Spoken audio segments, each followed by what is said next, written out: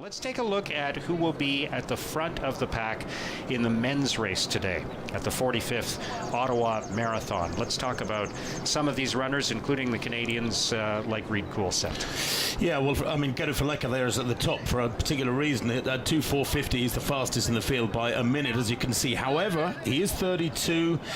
His personal bests all go back to 2012 or earlier. He needs a good race. There's a degree of stagnation to his career, so I wonder if he'll pull out a big one today. Abirakuma, great all-rounder, very, very good track racer. He's done 10 marathons and his average is 2:10. So, his last race was a very, very strong one. He ran 2:05:50 in Rotterdam in April last year. He's a big name, and I do think the Ethiopians will have the dominance here today. Adugna Takele, for example, he's done 8 marathons. He's a 2:06 guy. That was in January this year. So, the confidence you get from a good recent performance is massive. There's an old adage, you're as good as your last race, and his last race was top notch. So let's look at the finish from last year's Ottawa Marathon.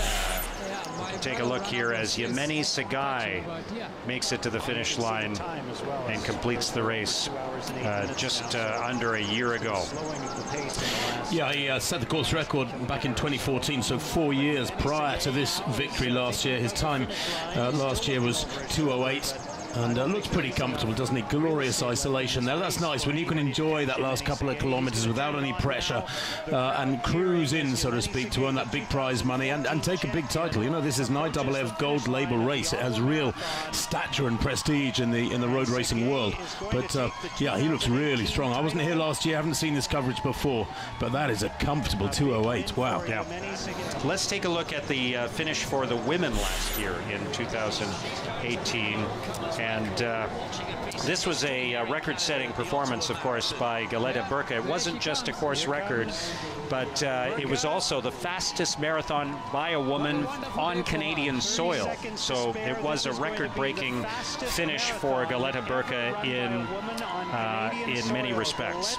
Yeah, 2:22:17. That again is a nice way to finish the race. No pressure, able to stride through the line, arms aloft in a very, very quick time. 2:22:17 is top notch. Let's take a look at the elite women's field. That's worth talking about as well. And as you can see, I think it's been 9 years in a row that an Ethiopian has been the top woman at the Ottawa Marathon, and there are many people who feel this will be number 10. Yeah, Tufi Sagai at 2:19 is in that very select group of ladies. It's a growing club who have broken 2:20, but it's still only about 25 strong. Bethlehem Moges, well, 2:24 could be good enough for the win today. I suspect it'll be something like that in what are going to be fairly humid conditions, albeit pretty good conditions. And again, you can see the dominance of the Ethiopians there. Krista Duchesne at 42 certainly knows she's well past her best. I had a long chat with her yesterday about it, but again, she's hoping to do something around the 2:30, 2:35 mark. So I don't think they'll be mixing it with the best of the East Africans, she or indeed Rachel Hanna. But it'll be interesting to see what Krista can do. She's got a very, very experienced and smart head on her shoulders. Krista Duchesne is a very smart runner. Of course, she finished third at the Boston Marathon in 2018. Ran it again this year. Wasn't as good a day for her at that event, but she's very realistic about her chances. She, along with Lanny Marchant, of course, on the same day broke the long-standing Canadian record, which has since been beaten. But for many years, it was held by Sylvia Ruger, and Krista Duchesne and Lanny Marchant broke it on the same day. Lanny running a little bit faster than Krista, and that was her personal best, that 2:28:32. All of the preparation is over. There's nothing you can do now except run. That's all that's left to do. Just run from here to the finish line. 42.2 kilometers, 26.2 miles. And here we go. The Ottawa Marathon is underway. The 45th edition of this event in downtown Ottawa. The runners running north on Elgin Street toward the National War Memorial. And they will loop around to the right. And soon they will be on Queen Elizabeth Drive. There you see the lead men right off the bat. And again, we are going to see, for the most part, in the front of the picture for a long time, we are going to see the pace setters in this race. And this is nice running, Mark. Slightly downhill there on that big curb, so that really gets them off to a fast start and sets it up nicely. It means that their early splits, their early kilometre splits, and I think every kilometre is marked, but certainly we'll be trying to get their 5 kilometre splits. Those will come through pretty quickly, I'm sure, early on. And it's always nice to bank some good running, like almost a cushion of time. These fellas are wanting to get through the front, but guys are hoping to get through halfway in 63 minutes, clearly 2:06 pace. And there are 3 pacemakers, Kogo, Sang and Correa, who are tasked with laying down that early pace. And going perhaps even to 30 kilometres. And actually, chatting to Manny yesterday, he confirmed that these pacemakers can finish the race if they want. Yeah. It's a controversial topic, that one. More of that later, perhaps, because, well, I always feel that if they're a pacemaker, they should be a pacemaker and not a competitor. Yeah, having said that, if they end up traveling the distance in that time, it's hard to take away from them the fact that they've actually run the event. It doesn't. They don't have any special advantage. Yeah, no, it doesn't delegitimize their performance. I always used to like to stand on the start line knowing who I was going to race against. Right.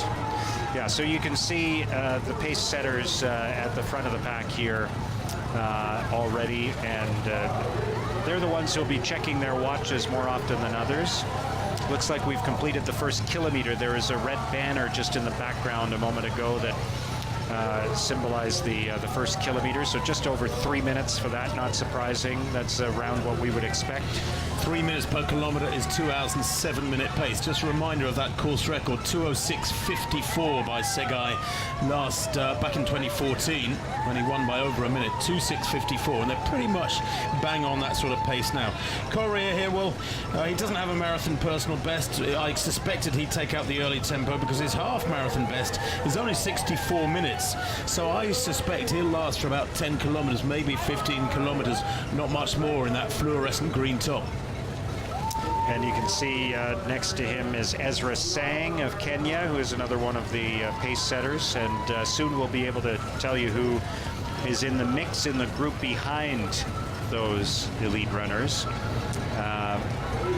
It's a group of about 10 runners right now at the start of the Ottawa Marathon, traveling on Colonel By Drive, heading south right now through downtown Ottawa.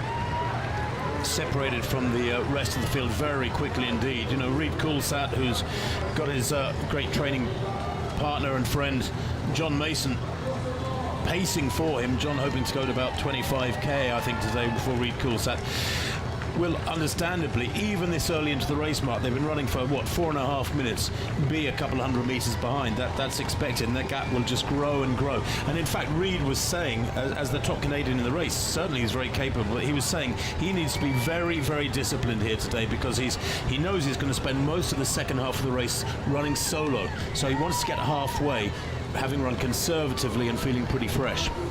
Yeah, that is one of the challenges for someone like Reed Coulsat or anybody else for that matter who's trying to aim for a particular time, is you may spend a lot of time running alone. You don't have, even though Reed Coulsat is an elite runner and an Olympian, he doesn't have a group like this that he's going to be part of for this race. Many of the runners are just a couple hundred meters away from us here at the finish line, just on the other side of the Rideau Canal, and yet so far from the finish line in another respect. They have many, many miles to travel before they are entitled to cross this finish line behind us, and yet we can see them from the finish line here. I can remember the first marathon that I ran in 2004 here in Ottawa. The halfway point of the race brought you close to the finish line, and I could hear, as I just crossed the halfway point, I could hear the energy at the finish line as the elite athletes were approaching the finish. And I still had half the race to run, and I could hear them announcing the finish of the elite race. So that will be, the course is different now, so it's not quite the same experience in that respect, but many of the runners will be very close to the finish line very early in this race, and then run all over the city before returning to our vantage point here. Once again, it is the group of pace setters who are at the front of the pack. Once things shake out a little bit and we're able to separate the elite women from the rest of the field that's in behind this group of elite men. We'll be able to show you some pictures of that group. It takes some time early on to separate the women from that group because, of course, the women are starting within a group of other runners and not on their own. And when you get a mixed race like this, Mark, you know, the fact is that a lot of good male runners, club standard male runners, or national standard I should say, actually latch onto the leading women because they know those leading women have got pacemakers. They know they're going to be running a very disciplined, smart, steady race and probably at around 222, 224 tempo. And if that's your ambition as a male runner, let's say with a personal best of 227, 226, what better way than to latch onto the back of that little pack of the elite ladies? And it can cause problems because you get coverage on camera in races, I've covered it before, of the elite pack of ladies, and there's 20 guys around them, all sort of feeding off that pace that the leading ladies are running. So we will of course get to those leading ladies eventually, but very early stages. They've been running for less than 8 minutes so far, and Correa doing a good job. I get the feeling it's pretty quick at the moment. I'd like to get a split. If we can see one of those kilometre markers, we will get a 5K split, I'm pretty sure. That would be the first significant one. Yeah, they will cross a timing mat at 5 kilometers, so we'll be able to see at that time what the pace is, the official pace or the chip time pace. But for now, we'll be watching to see sometime in the next minute or so, we expect we'll see the 3 kilometer flag. And at that time, we'll be able to get a sense of the early pace in the Ottawa Marathon. They're about 8.5 minutes into the race now, and they are continuing to run away from downtown Ottawa. We should soon have some early pictures of the lead women, who are also being led by pace setters. Yeah, that is the lead ladies there, that's the lead women right now, yeah. So they're about to make the turn onto Pretoria Bridge. Turning off Colonel By onto Pretoria Bridge, and soon we'll be turning on to Queen Elizabeth Drive. It's mild this morning. We were talking about the temperature earlier. It's not hot, but it's not cool either. So it'll be interesting to see how the temperature and the conditions affect the runners. It's a little bit sticky as well. Yeah, I think the elite, the 3K banner has just disappeared in the background. I'm just looking at the pictures of the lead men that we can see here. So it was probably about 15 seconds ago that the men crossed that 3K area. Yeah, which would have made it about 9:15, so they're moving at 3:05. That's a rough guess at this point anyway. Yeah, rough guess, because that would put them on around 2:09 tempo for that first 3K. If that's the case, then it's nice and steady, Mark. It's not super fast, but good and steady, and it sets it up. And you know, there's various theories doing the rounds, but a lot of people believe that negative splits for the super elite men is the best way to run a marathon. That means going out for the first half slightly slower and coming back with a quicker second half. They call that negative splits. So if they were to go out today in 63.5 minutes, for example, instead of 63, they may get the benefit of that through the second half and run a quicker second section.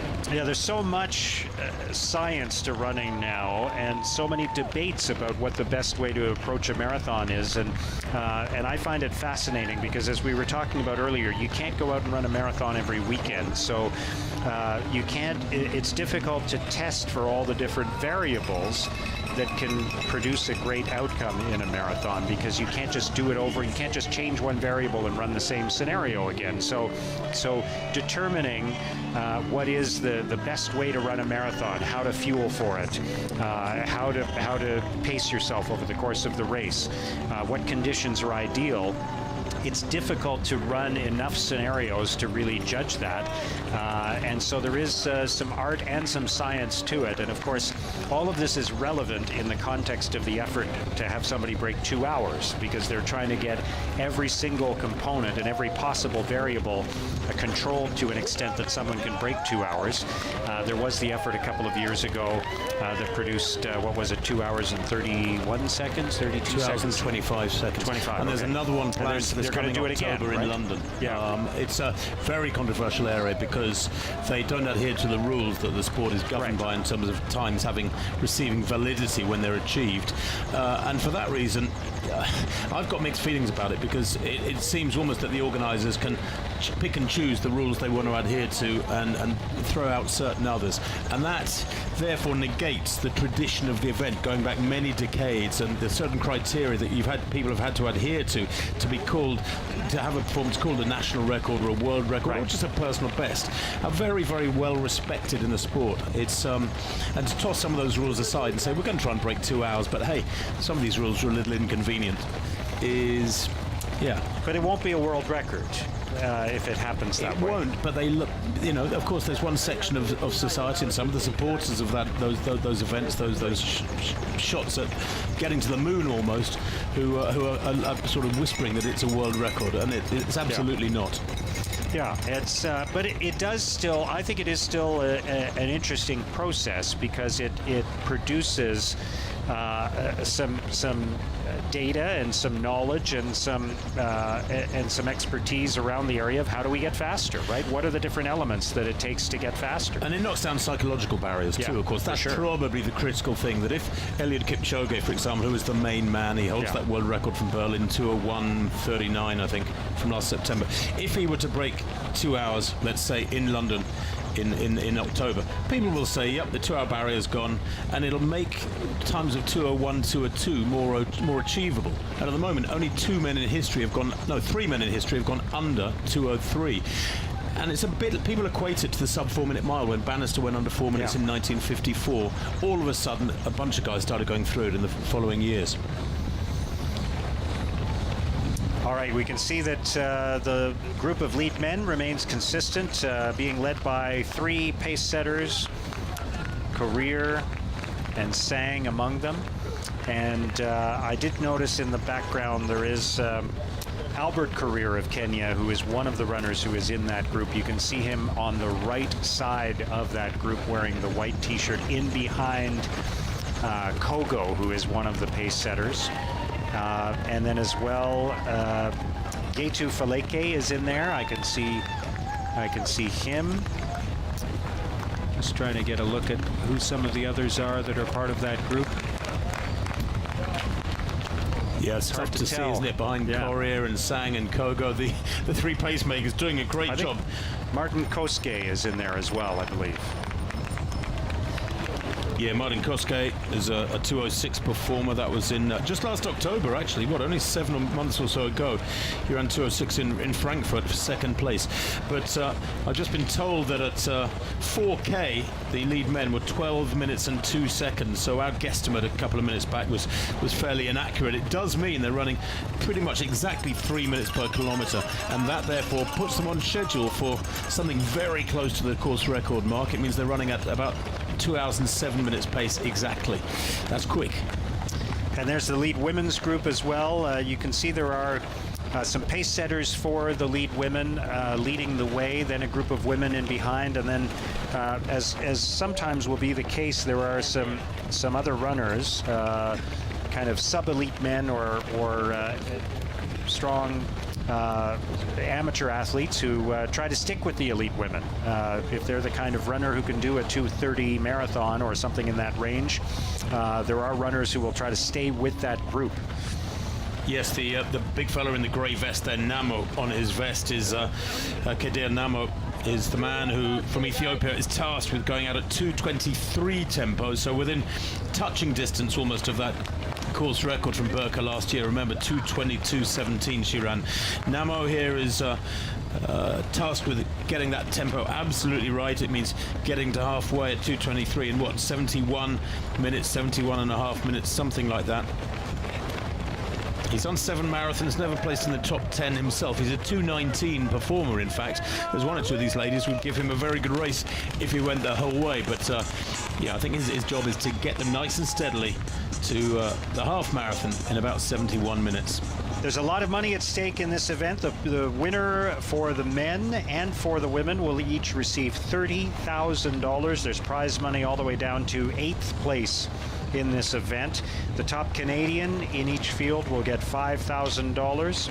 There are incentives for setting records as well, so it could be a big payday for somebody in this event. And if there is a sprint to the finish, there will be a lot at stake because the second place finisher gets $15,000. So it's a difference of $15,000 between the top prize and the second place award.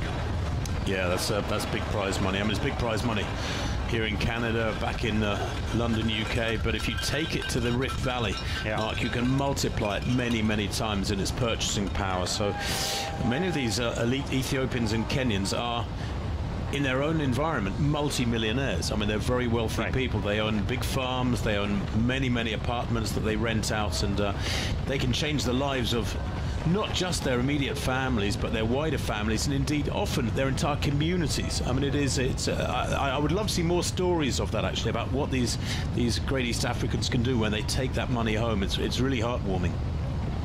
So we can tell you that the elite men's field was through the 5-kilometer mark in 15 minutes and 9 seconds. 15 minutes and 9 seconds for the pace setters, and in the group of runners who were with the pace setters at that point in the race, there is Martin Koske, Getu Faleke, Albert Career, Abera Kuma, and a group of really another 3 or 4 runners in addition to that, all crossing at about 15 minutes and 10 seconds. So that's just over 3 minutes a kilometer in the early going at the Ottawa Marathon. Yeah, 3:02 tempo for the fellas is 2:08 pace. So we're being given some unofficial times from the lead vehicles through our headsets, and then we're getting the official timing system splits, which we will go with, I think, because that is what is on the internet that everybody can see and absorb. But both races looking pretty quick at the moment. On another shot, we're getting a good view of Reed Coulsat tucked in right behind in the slipstream of John Mason, who's a big, powerful fellow with a massive red beard. And they are together, but Coulsat all on his own, tucked in behind John Mason. So it's working out, it's rolling out okay. There we go. There are the two Canadian men at the front. John Mason, 31-year-old, who has a 2:15 personal best. And Reed Coulsat tucked in behind him. You can't really see Reed Coulsat right now. There he is, just appearing in the background. And there's the Canadian Olympian Reed Coulsat. So we'll see how Reed's day unfolds, taking a bit of nutrition there.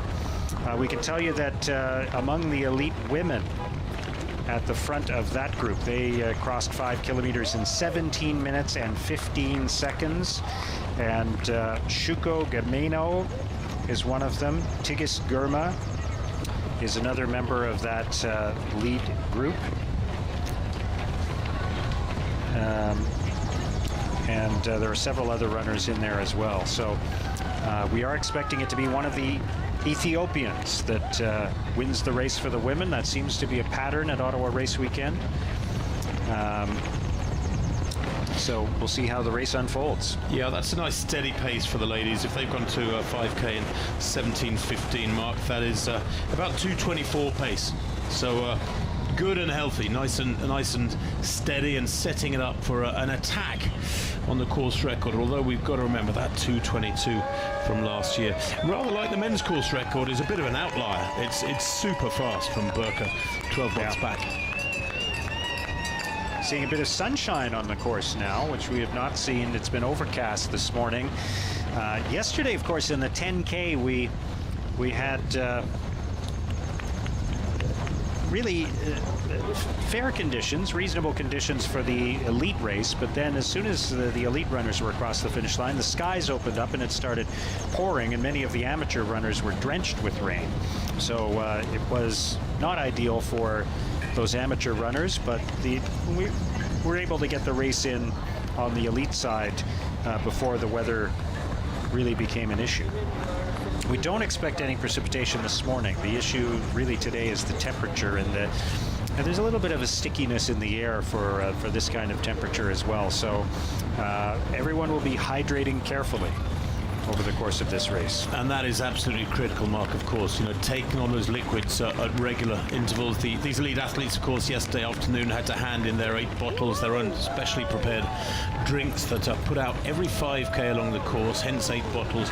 And the mix changes as they get further into the race. I think it's fairly dilute at this stage of the race, and then later on they get more and more energies or glucose, and a more intense glucose mix later in the race. But everybody has their own little concoctions, and there are different products on the market which are being pushed as the new wonder drink for top athletes. Indeed, I know that Eliud Kipchoge uses one in particular and used it to break his world record, but it's a very personal thing.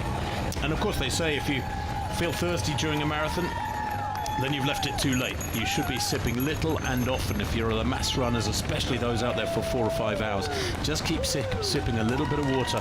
There's water every 3 miles, I think, for the masses out on the course, which is superb. The elite men are now on Fairmont Avenue in the west end of the city.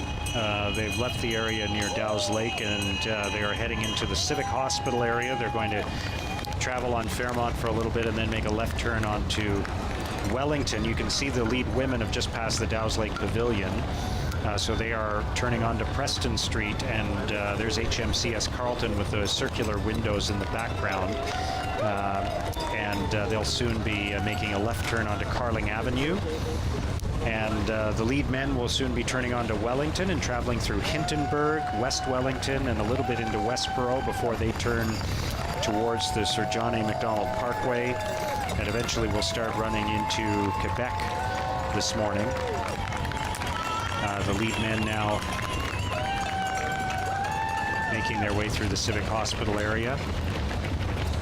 They've been running for what these athletes now for 23 minutes, Mark. They should be feeling very, very comfortable. This is cruising for these fellas. It's an interesting dynamic because while they should be cruising and they know they've got almost another 2 hours of running ahead of them, they are, if not redlining, they're pushing it along at a very healthy tempo, and this is what they have to get right in training. This is what they have to practice in training. Running hard, running strongly, and yet staying relaxed and conserving energy. It's a very, very fine zone within which they operate. If you go into the red zone, then you pay the price pretty quickly. If you ease back on the throttle too much, then the time drops away, and any chance of a really, really quick performance is lost within a very few kilometers. I just noticed Reed Coolset dumping a cup of water on his head as he was running past a water station, so that's an early indicator of how the runners may be feeling. Not something you would do if it was 5 degrees, but it's 16 or 17 right now, and it's getting brighter in downtown Ottawa, even if it's not direct sunlight. So for Reed Coolset at this point in the race, just 24 minutes into it, to be dumping some water on his head is indicative, isn't it? Well, it is, yeah. It's I don't want to use the word worrying, but less than 25 minutes on the clock, and if you're pouring water over your head and feeling the heat this early, then it could be a tough second half for Reed Coolsack and many of the other elites out there. Obviously that'll still be the first half of the race for the vast majority of the mass runners. But Reed tucked in right behind in the slipstream of John Mason there. Physically, it actually is quite a big help being tucked in the slipstream. The numbers have been run by various research products as to how much benefit you get if you tuck in close behind somebody in terms of wind protection. And it is not insignificant over the full duration of sort of a 20 or 30 kilometer distance. And psychologically, Reed can just tuck in there behind John Mason there, who's a perfect pacemaker because he's such a big fella. He works in the timber industry. He's got shoulders like a boxer, and that is just what you want when you want to get behind somebody and feel that shelter. But psychologically, Reed being sort of dragged along now, and it's probably taking away about 15% of the effort mentally.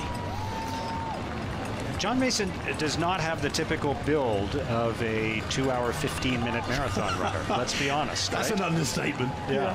He looks more like a football player or a rugby player than an elite athlete.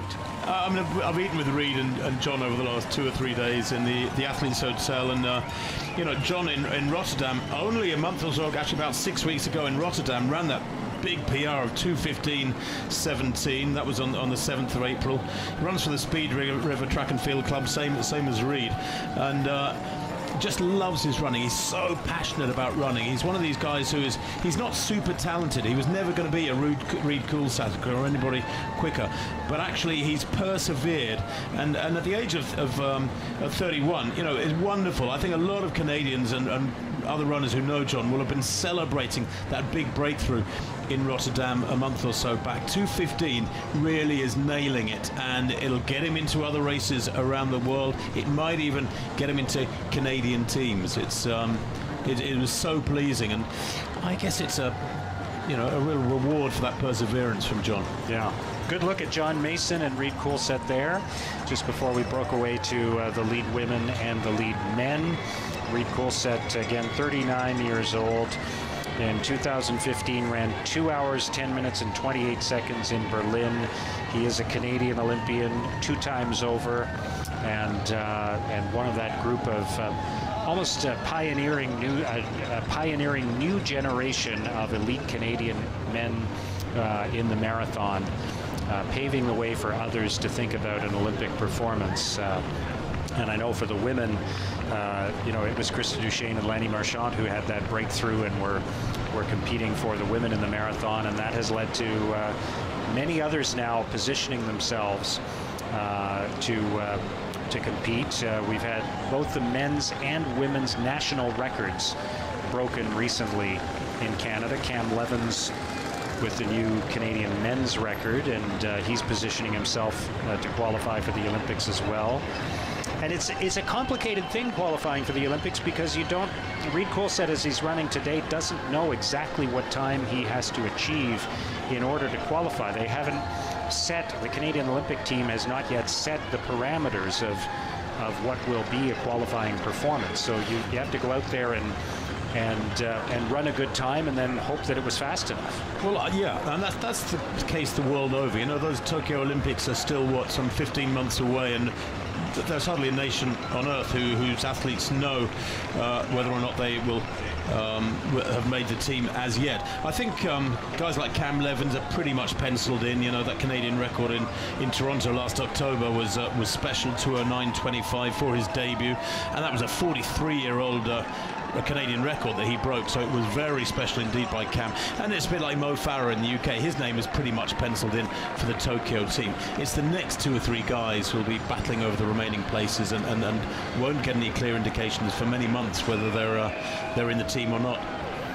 Reed Coulthard has just turned on to Wellington, is passing through Hintonburg. Meanwhile, the elite men are in the West Wellington neighborhood of Ottawa. They're actually not far from my house right now as they pass through that neighborhood.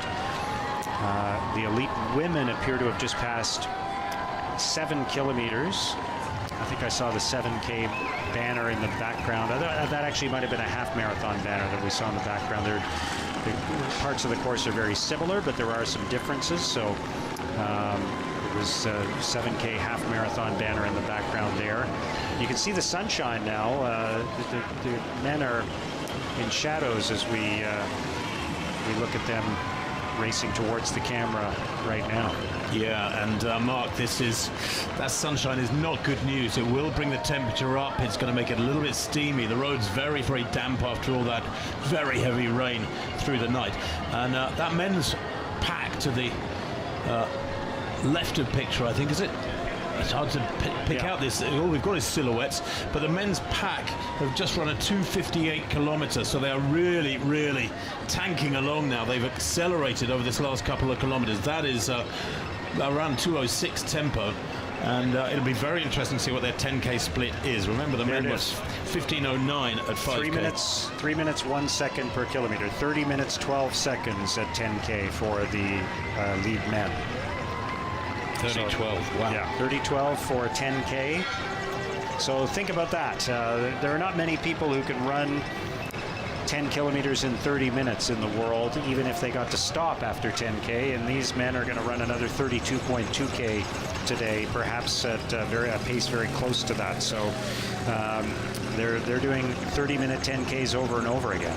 Yeah, that 10K at 30:12 puts them pretty much spot on for 2:07 clocking finishing time.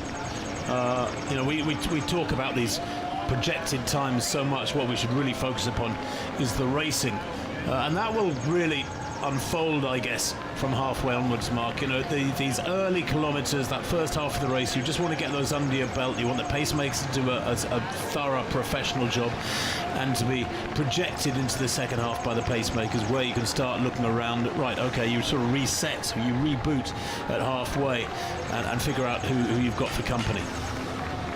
Men have just crossed Island Park Drive in the west end of the city, and Reed Coulsett and John Mason are approaching that area as well. They're a couple of minutes behind the lead group, and the elite women are following on behind them. There's Reed Coulsett now. So he crossed these two runners, John Mason and Reed Coulsett, crossed the 10K mat in 32:11, a pace of 3 minutes 10 seconds per kilometer. Yeah, which is it's about 2:15 tempo for Reed Coulsett there.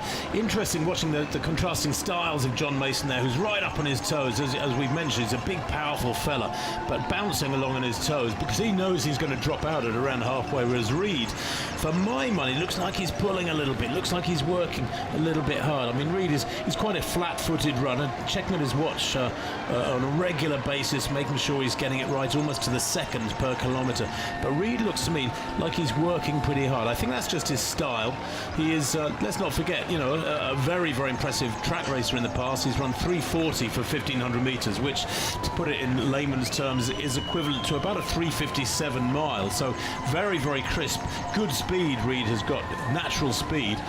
And you know, corresponding track times going up through the distances. He's run great 5,000 metres, which is just over 3 miles, and he brings all that speed and strength to the marathon, and it suits him well. The lead men have now passed the 11K banner, so that's not surprising given that we're now 33 minutes into the race. They're at about 11.1K and maintaining that pace of just over 3 minutes per kilometer. We should soon see some split times for the top women at the 10K mark. They're about to pass that. So let's keep an eye on the lead women now, because they should be crossing the 10K mat very shortly as they travel down Wellington in the Wellington West neighborhood of Ottawa. Just before they get to Island Park Drive, they should cross the 10K mat any second now. So we'll see what their split times are. Here we go.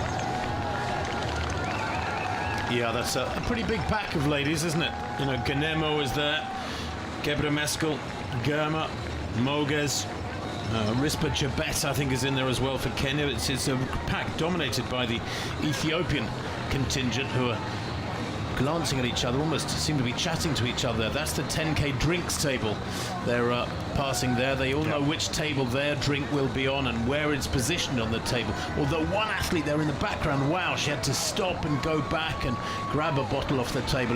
The problem is it's not an exact science getting your drinks during a marathon for these guys. The speed they're moving at is pretty impressive, and while you can practice it in training, every race is slightly different in the way they have tables on just one side of the road or both sides, and where your bottle is going to be on which table.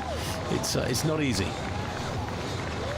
Yeah, so the split time for the women at 10 kilometers, 34 minutes 16 seconds. Some of them coming across in 34:17, and so that's 3:25 per kilometer through 10K.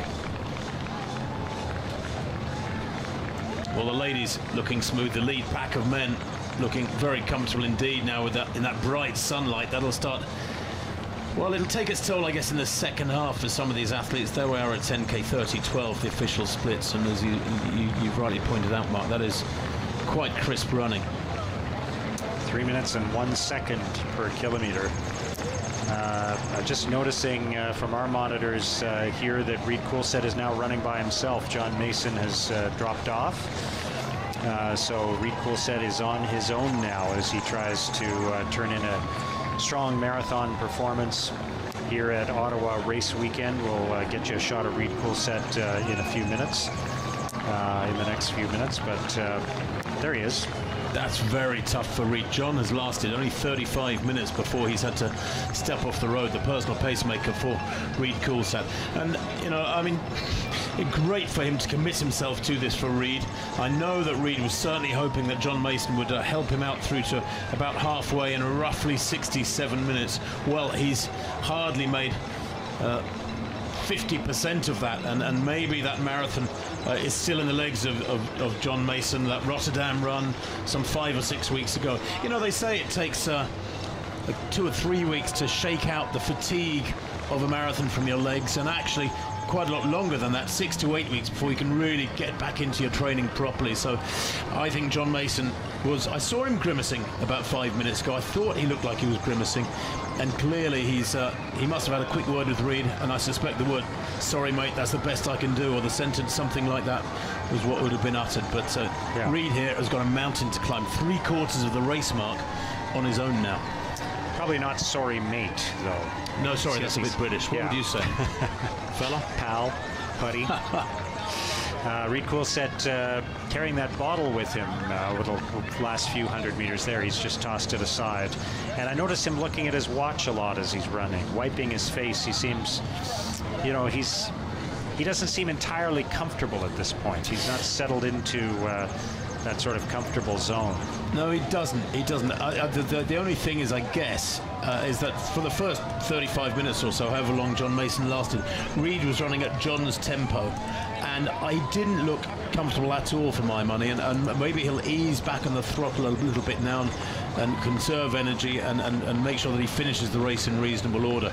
You know, he's been up in Boulder, Colorado with the family, as you mentioned, for 3 or 4 months. They drove across there with the children. He said that they were offered a house by a friend of a friend at a very, very good rate, and they planned to go originally for some 4 to 6 weeks, and when they got the offer of the house, they adjusted things and stayed up there for several months. So he's had a really good period there. He is in good shape, and you know, I don't think Reed would talk rubbish. If he wasn't in good shape, I think he'd be honest about it. And Reed said, yeah, no, he's really happy with where he's at in training. So let's see how it unfolds. It'll be fascinating to see if he can hold it together. But this will be a very big test of character. The lead men are running through Tunney's pasture now on their way to the Sir John A. Macdonald Parkway. This is a conglomerate of government office buildings in the west end of Ottawa, with some open space and an area that is not very busy on weekends, so it's not difficult to shut down the roads there and have the elite runners pass through. That looks like they've just passed the 13K marker, and so they maintain the pace of about 3 minutes and 1 second per kilometer. And this is an area where I run quite often, actually. This is a great place to train because the roads are very quiet early in the morning or on the weekends, given that it's a government space. You can see the misters, the water misters that are on the course. Those will be helpful to runners, especially the amateur athletes later in the race who are running in the heat and sunshine as it warms up on this Sunday morning in Ottawa. The runners making another turn now, and they will soon be on the Sir John A. Macdonald Parkway. And they're going to run west on the Sir John A. Macdonald Parkway all the way out to Island Park, and then loop around and start heading back towards the downtown before they cross over into Quebec on a slightly different route than would be normal, because that Chaudière crossing has been closed due to the flooding in Ottawa. There's a look at the lead women as they continue. When we last checked, their pace was about 3 minutes 25 seconds per kilometer, and that group included Risper Chebet, Tigist Gurma, Shuko Gumeno. They were at 34.16 officially at 10K mark. That puts them on schedule for a 2:24.30 finish time. I'm sure they will crank it up a little bit in the second half and in the closing stages to go under 2:24, assuming this middle section of the race stays the same. I counted 6 ladies in this group. Hard to pick them out, but you can see Ganemo there to the second to right in the white vest, looking pretty comfortable, and she's been the athlete to the fore for the most part throughout the race. The athlete who won Vienna back in 2016 and 224. In fact, she's had 3 big wins in her career: Vienna in 2016, Ljubljana in 2017, and then Mumbai back in 2016 as well, in January 2016. I was at that race, and Mumbai is always warm and humid, indeed very, very humid conditions, although it's about the best they can get in their entire 12-month calendar is the January temperatures, but it's always around 25-27 degrees in the latter stage of the race in Mumbai, which tells me that Ganemo handles humidity and heat pretty well. So it'll be interesting to see how she goes here, the 23-year-old. She's already run 11 marathons and she's only 23, and 8 of those have been under 2 hours 30, so she's really consistent, this Ganemo, and she'll be enjoying this good pacemaking role being carried out by Kedir Namo and Uwajanetsa of Rwanda there, who's to the right of picture. Sunshine in Ottawa now at the Ottawa Marathon. It was overcast at the start, and now the temperature will be warming up a little bit as it gets brighter. It's now 17 degrees. We're expecting it to reach as high as 18 or 19 by the time the elite race is over. High temperature today is about 21, so that's going to be a factor for the thousands of amateur runners who are part of this event. The marathon is now 42 minutes, almost 43 minutes old. You get a good look at Reed Coolset, who's now completed more than 13 kilometers of the race as well. He's running through Tunney's pasture alongside some of the government office buildings there. And you can see the sweat on Reed Coolset.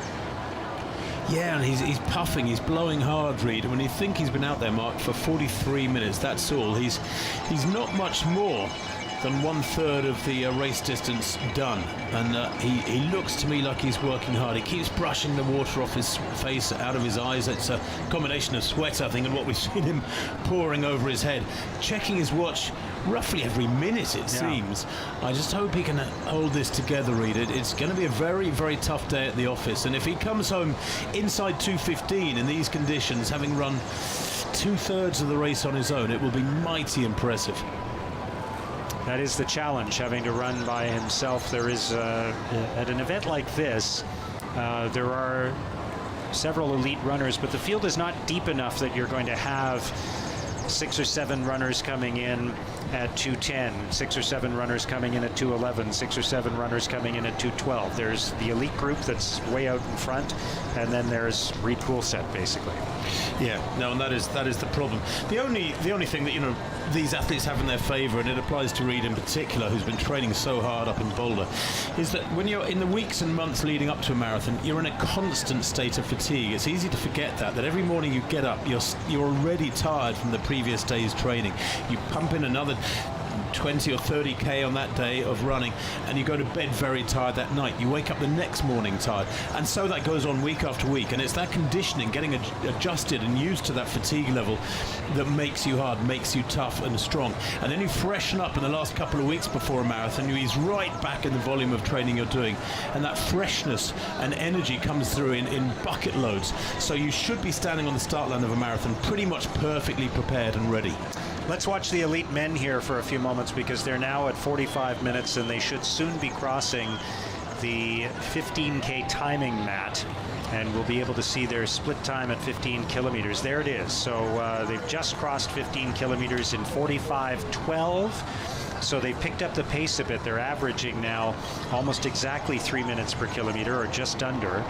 And you can see there's some of them stopping and bending down to pick up nutrition there as they've just crossed.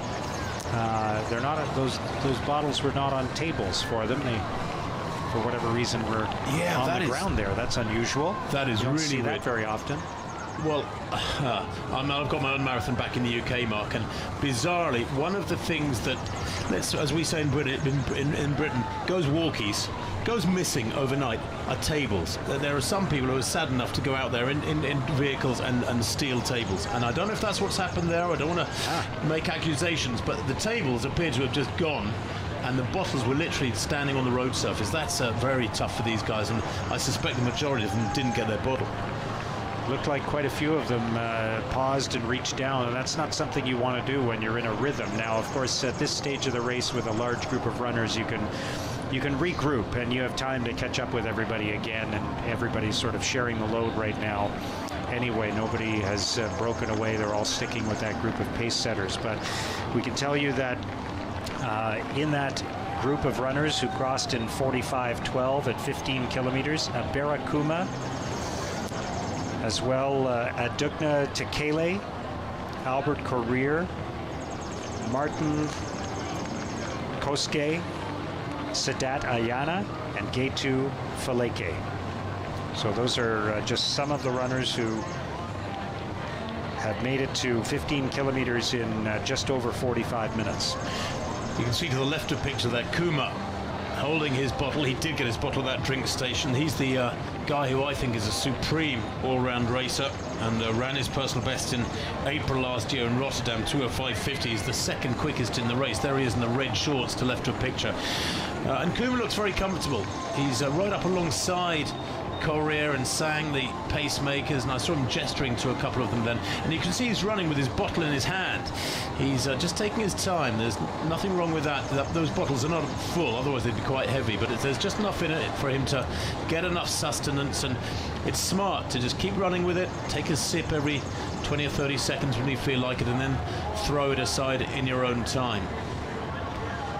And it is tough for some of these fellas, Mark, that they did not get their drinks at that 15k station, because on a day like this, every drink station matters, and the personal drinks that you gather up each 5k really do give you reinforcement. The only good news is that there is water on the course for everybody, for the masses, the thousands behind, every 3 kilometers. So these fellas can make use of that if they want. Water every 3k. So there you see the data from the chip timing mats at 45 minutes and 12 seconds. Kogo, Sang, and Corrier, those first 3 runners you see there, all Kenyans, are pace setters in this race. And so we don't expect them to be factors at 42.2K. But Barakuma and Adugna Tekele are among the leaders. We have, let's see, we have a group of about 8 men who crossed 15 kilometers, in addition to the 3 pace setters, 8 others who crossed 15 kilometers in either 45:12 or 45:13. So that's where things stand right now. Yeah, and the pacemakers, while they are taking on the burden, Mark, as their job, Kogo, Sang, and Corrier, they may carry on and finish the race. So that pack of 11 moving really well at about 2:07 tempo. Reed Coulsett, meanwhile, crossed 15 kilometers in 48 minutes and 1 second. So he is averaging 3 minutes and 10 seconds per kilometer. And John Mason, who had been pacing Reed Coulsett before that, was a minute behind him, minute 4 seconds behind him at 15 kilometers. So he's dropped off quite a bit, but is continuing to run, at least for now.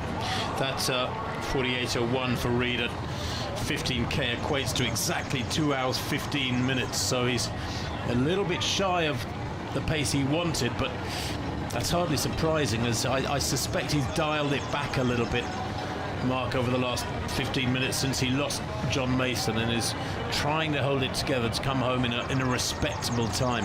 I will be very interested to see whether or not, if Reed starts slipping back a long way out of the target zone, he bothers to finish the race, because it's a tough one. If you drop out before about 3/4 distance, your legs haven't gone into that real red zone where you damage your legs badly and take a long time to recover.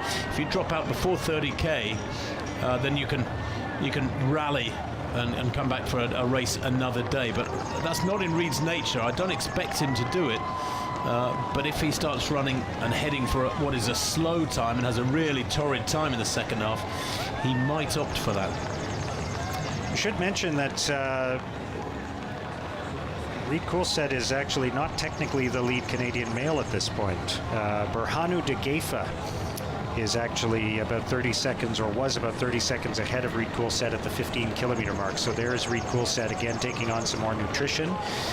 He's traveling on the Sir John A. Macdonald Parkway, but he is not the top Canadian at this point. It is Berhanu Degefa, who was running with an American, Kia Dandana, and they crossed in 47:29 at 15 kilometers. Reed Coolsett was 48:01.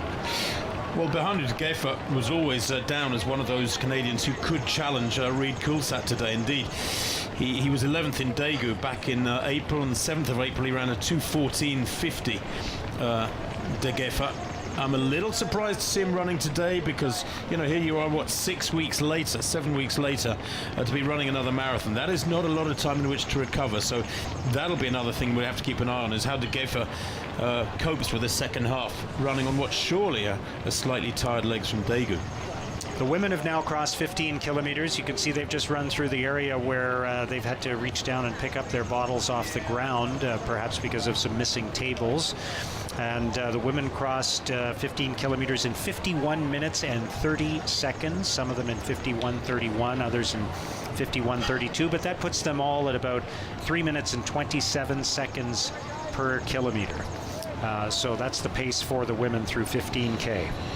Yeah, 51:30 for the ladies, puts them on schedule for just inside 2:25. So they're holding their tempo nicely. And trusting the pacemakers, and they have to do that. It's the job of these pacemakers. Namo there, out in front as he has been for the whole race, and to the right of picture, the other big fella, Uwa Janesa, and Kariankai. Kariankai is in fact to the right.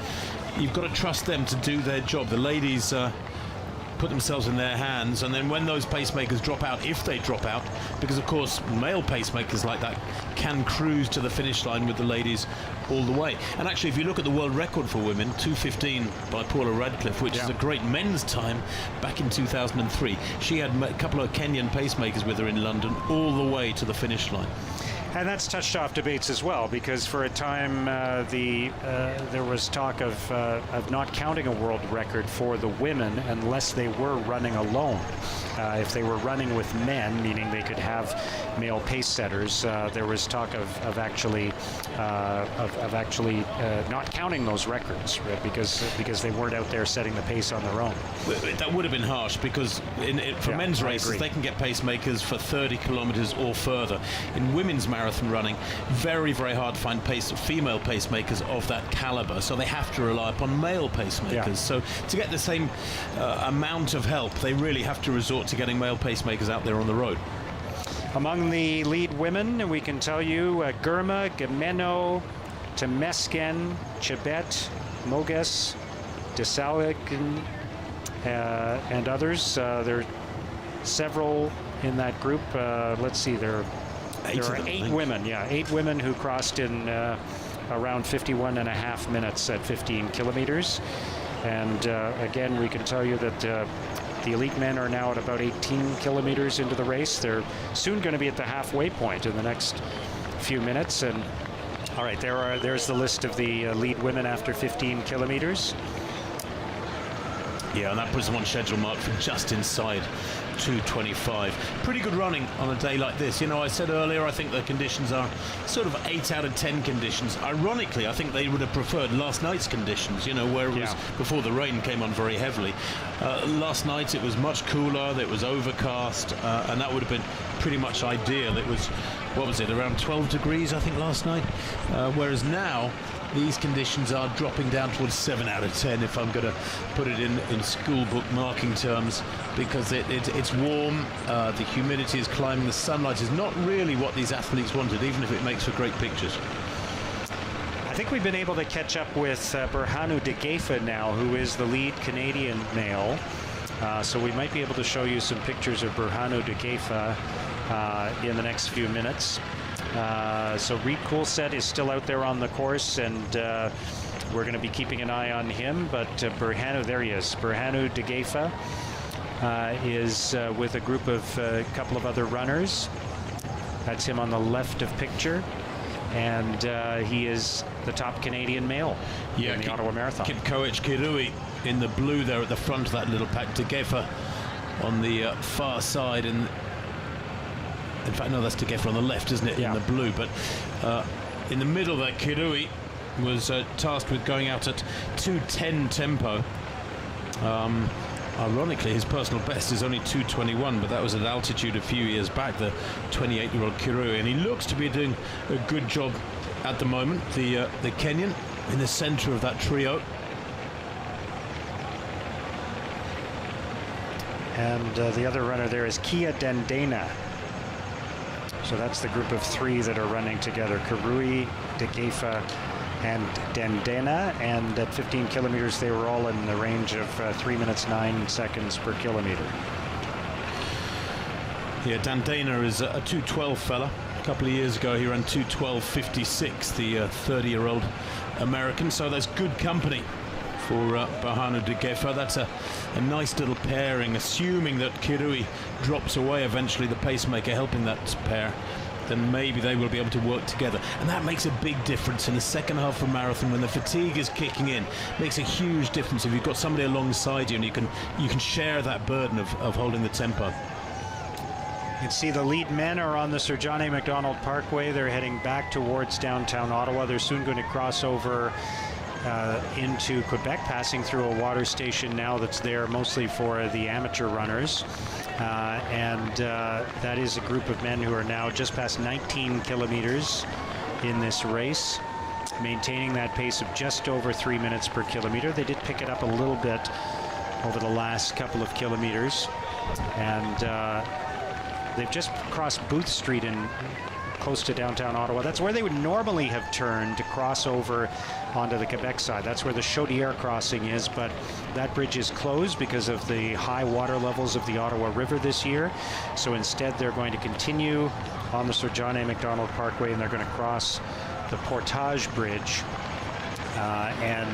We will see them cross that bridge soon, and the course is slightly altered. Most of the course remains the same as normal, but the crossing into Quebec is a little bit different because of the circumstances involving the flooding. So that group has passed in front of the War Museum and the Holocaust Memorial in Ottawa, and they will soon be crossing over into Quebec. Here's a quick look at them from a different vantage point as they're approaching. You can see the lead vehicle making that turn. That's a tightly bunched men's pack, Mark. And the pacemaker's doing a great job. I mean, Kogo, Sang and Courier have been at the front across the, spread across the group at the front throughout since the gun, and the runners behind them are packed pretty closely. That tells me that, if anything, the guys behind them are maybe holding back a little bit. And it'll be very interesting if a couple of these pacemakers step aside. If somebody from that pack past halfway hits their straps and puts in a little surge and ups the tempo. They're moving well. They're at a pace of just around, a projected pace of around 2:07, just outside 2:07 for a finishing time. But I just get the impression there's 2 or 3 guys in that group who are looking very comfortable, running within themselves at the moment. You can see they're crossing the Portage Bridge now, and they'll soon hit 20 kilometers in the Ottawa Marathon, and we expect that to happen in the next 45 seconds or so as they maintain this 3 minutes per kilometer pace. Think about that for a minute. 20 kilometers in roughly an hour. It's a blistering pace, impossible pace for most runners, but achievable for these runners who are going to be traveling the full marathon distance today. And then they'll be at the halfway point, and we'll be able to get a reading on how things are shaping up.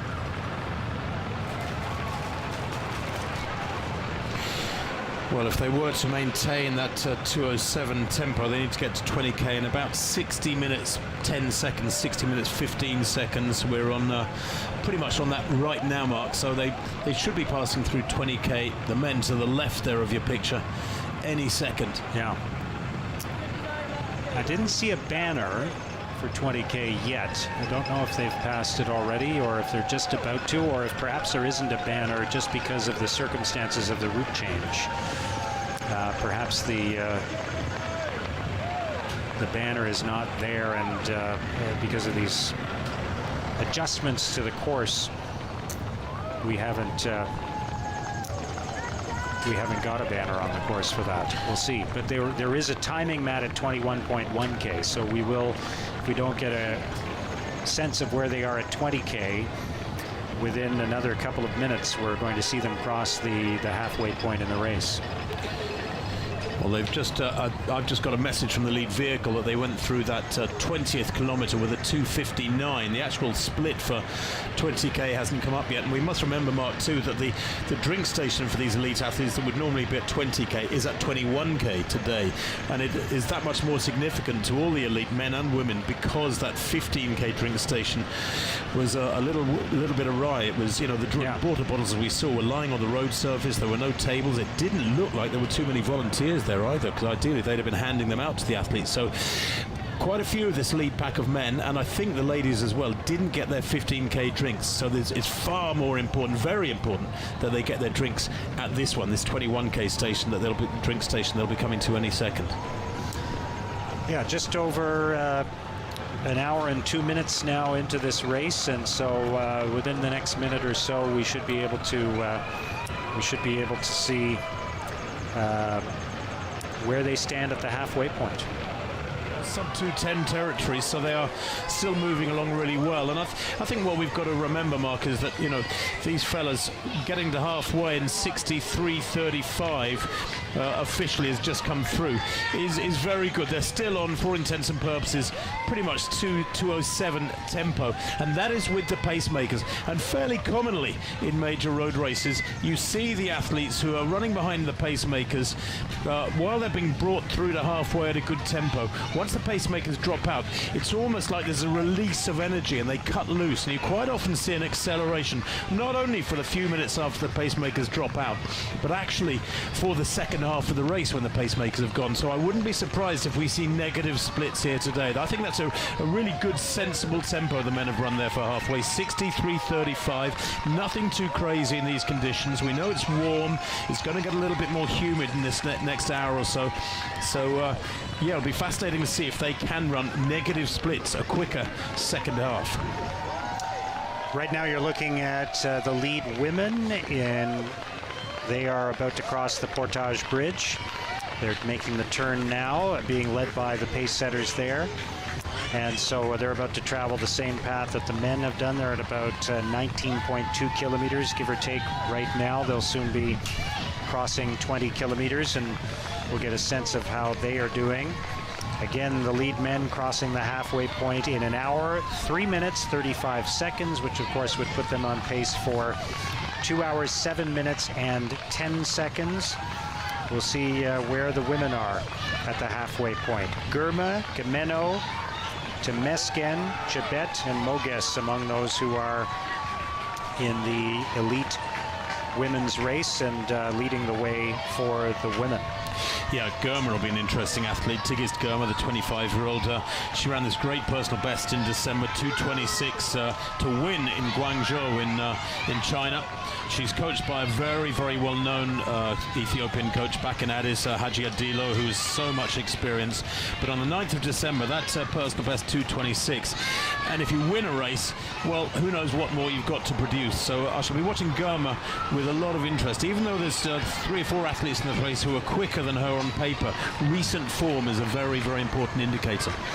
While we're watching the elite women and also the lead men in this race, Tim Hutchings and I are joined by elite Canadian runner Tanya Jones, who will be part of our coverage. And Tanya, it's a nice day in Ottawa. It's great to have you as part of our team today. It's a pleasure to be here. Welcome back to Ottawa. You've had some great runs here, of course, but it is also a little bit on the warm side today, I think, for these runners. I would agree. Yeah, I mean, the start time it was 16 degrees already. It feels very humid. But it was overcast, and we're seeing, as you can see behind us, it's starting to show some sunshine. Definitely cleared up, so I think that's really going to, the runners will feel that heat. Yeah. How do you tend to approach a marathon when it comes to the first half versus the second half? Because we're now at the halfway point for many of these runners. Right. Well, so much of the second half and your success in the second half will be set up by what you did in the first half. So I think in light of the temperature and potential humidity, hopefully the group, all of the runners were hydrating well and taking that into consideration. So if they've taken on glucose and they've done their hydration at halfway, then you could say the race really begins to take shape.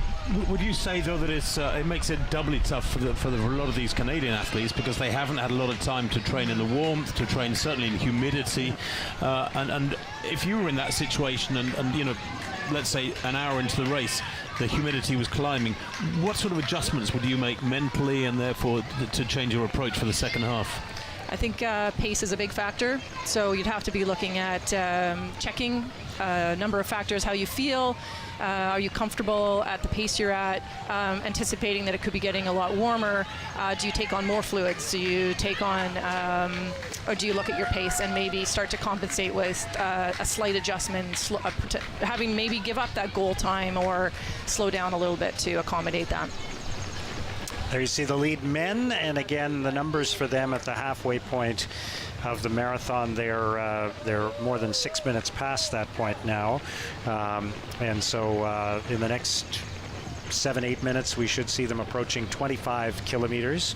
But Sang, Kogo, and Career will remind you, those three Kenyans at the front of the pack, those are the pace setters who may or may not drop off at a certain point. We'll see whether they stay in the race or they just do the prescribed distance that they've been hired to run and then back away. But we'll keep an eye on who else is in that group. There are the lead women as well. They're starting to open up a little bit. Yeah, that really was bunched together for the longest time, and now it is opening up a little bit. Well, both races are, you know, they've gone through halfway, the men, and psychologically you're kind of on a downhill slope from this point on, and whether or not the pacemakers stay there for quite a few more kilometers or not, the athletes who are definitely racing the full distance, I think, go through a slight psychological change. And Kuma in the red shorts there has been the most prominent of the definite racers. He's kept to one side the whole time. Once or twice he's pulled up alongside or even got his nose in front of the pacemakers. So he is impressive, Abira Kuma, the 28-year-old.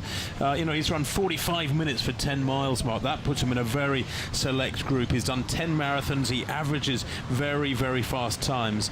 And in fact, last year he was fifth in Lake Biwa, a Japanese marathon in 2:09 back in March. And he was so frustrated. 35 days later, he went to Rotterdam, and that's normally much too soon after a marathon to race again.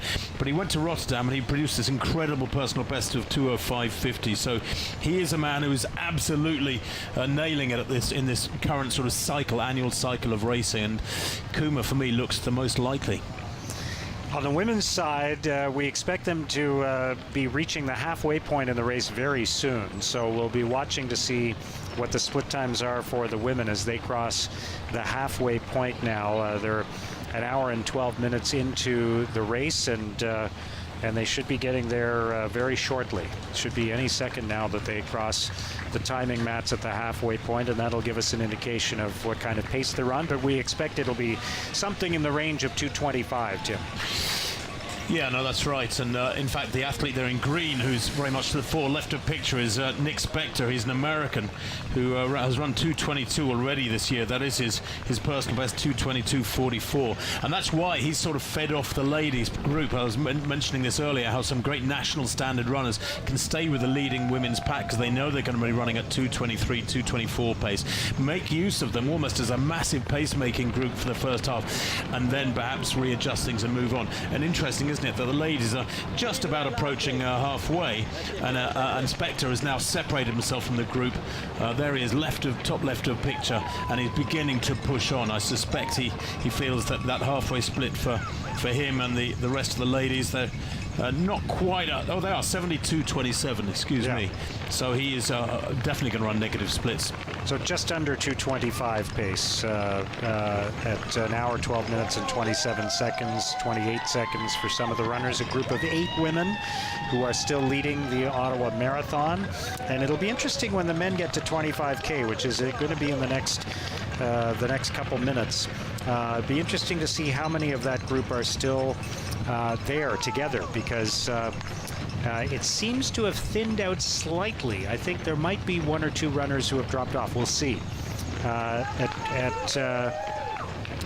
At the halfway point, there were 11 runners, including the 3 pace setters who were all together. And we'll see if it's still 11 runners. And it's hard to count. I think it was at the halfway. I counted 11 guys went through in 63:35. And I'm just looking at that group now, and I don't. It might be down to 9 or 10, but it's hard to judge. They're all bunched together so closely.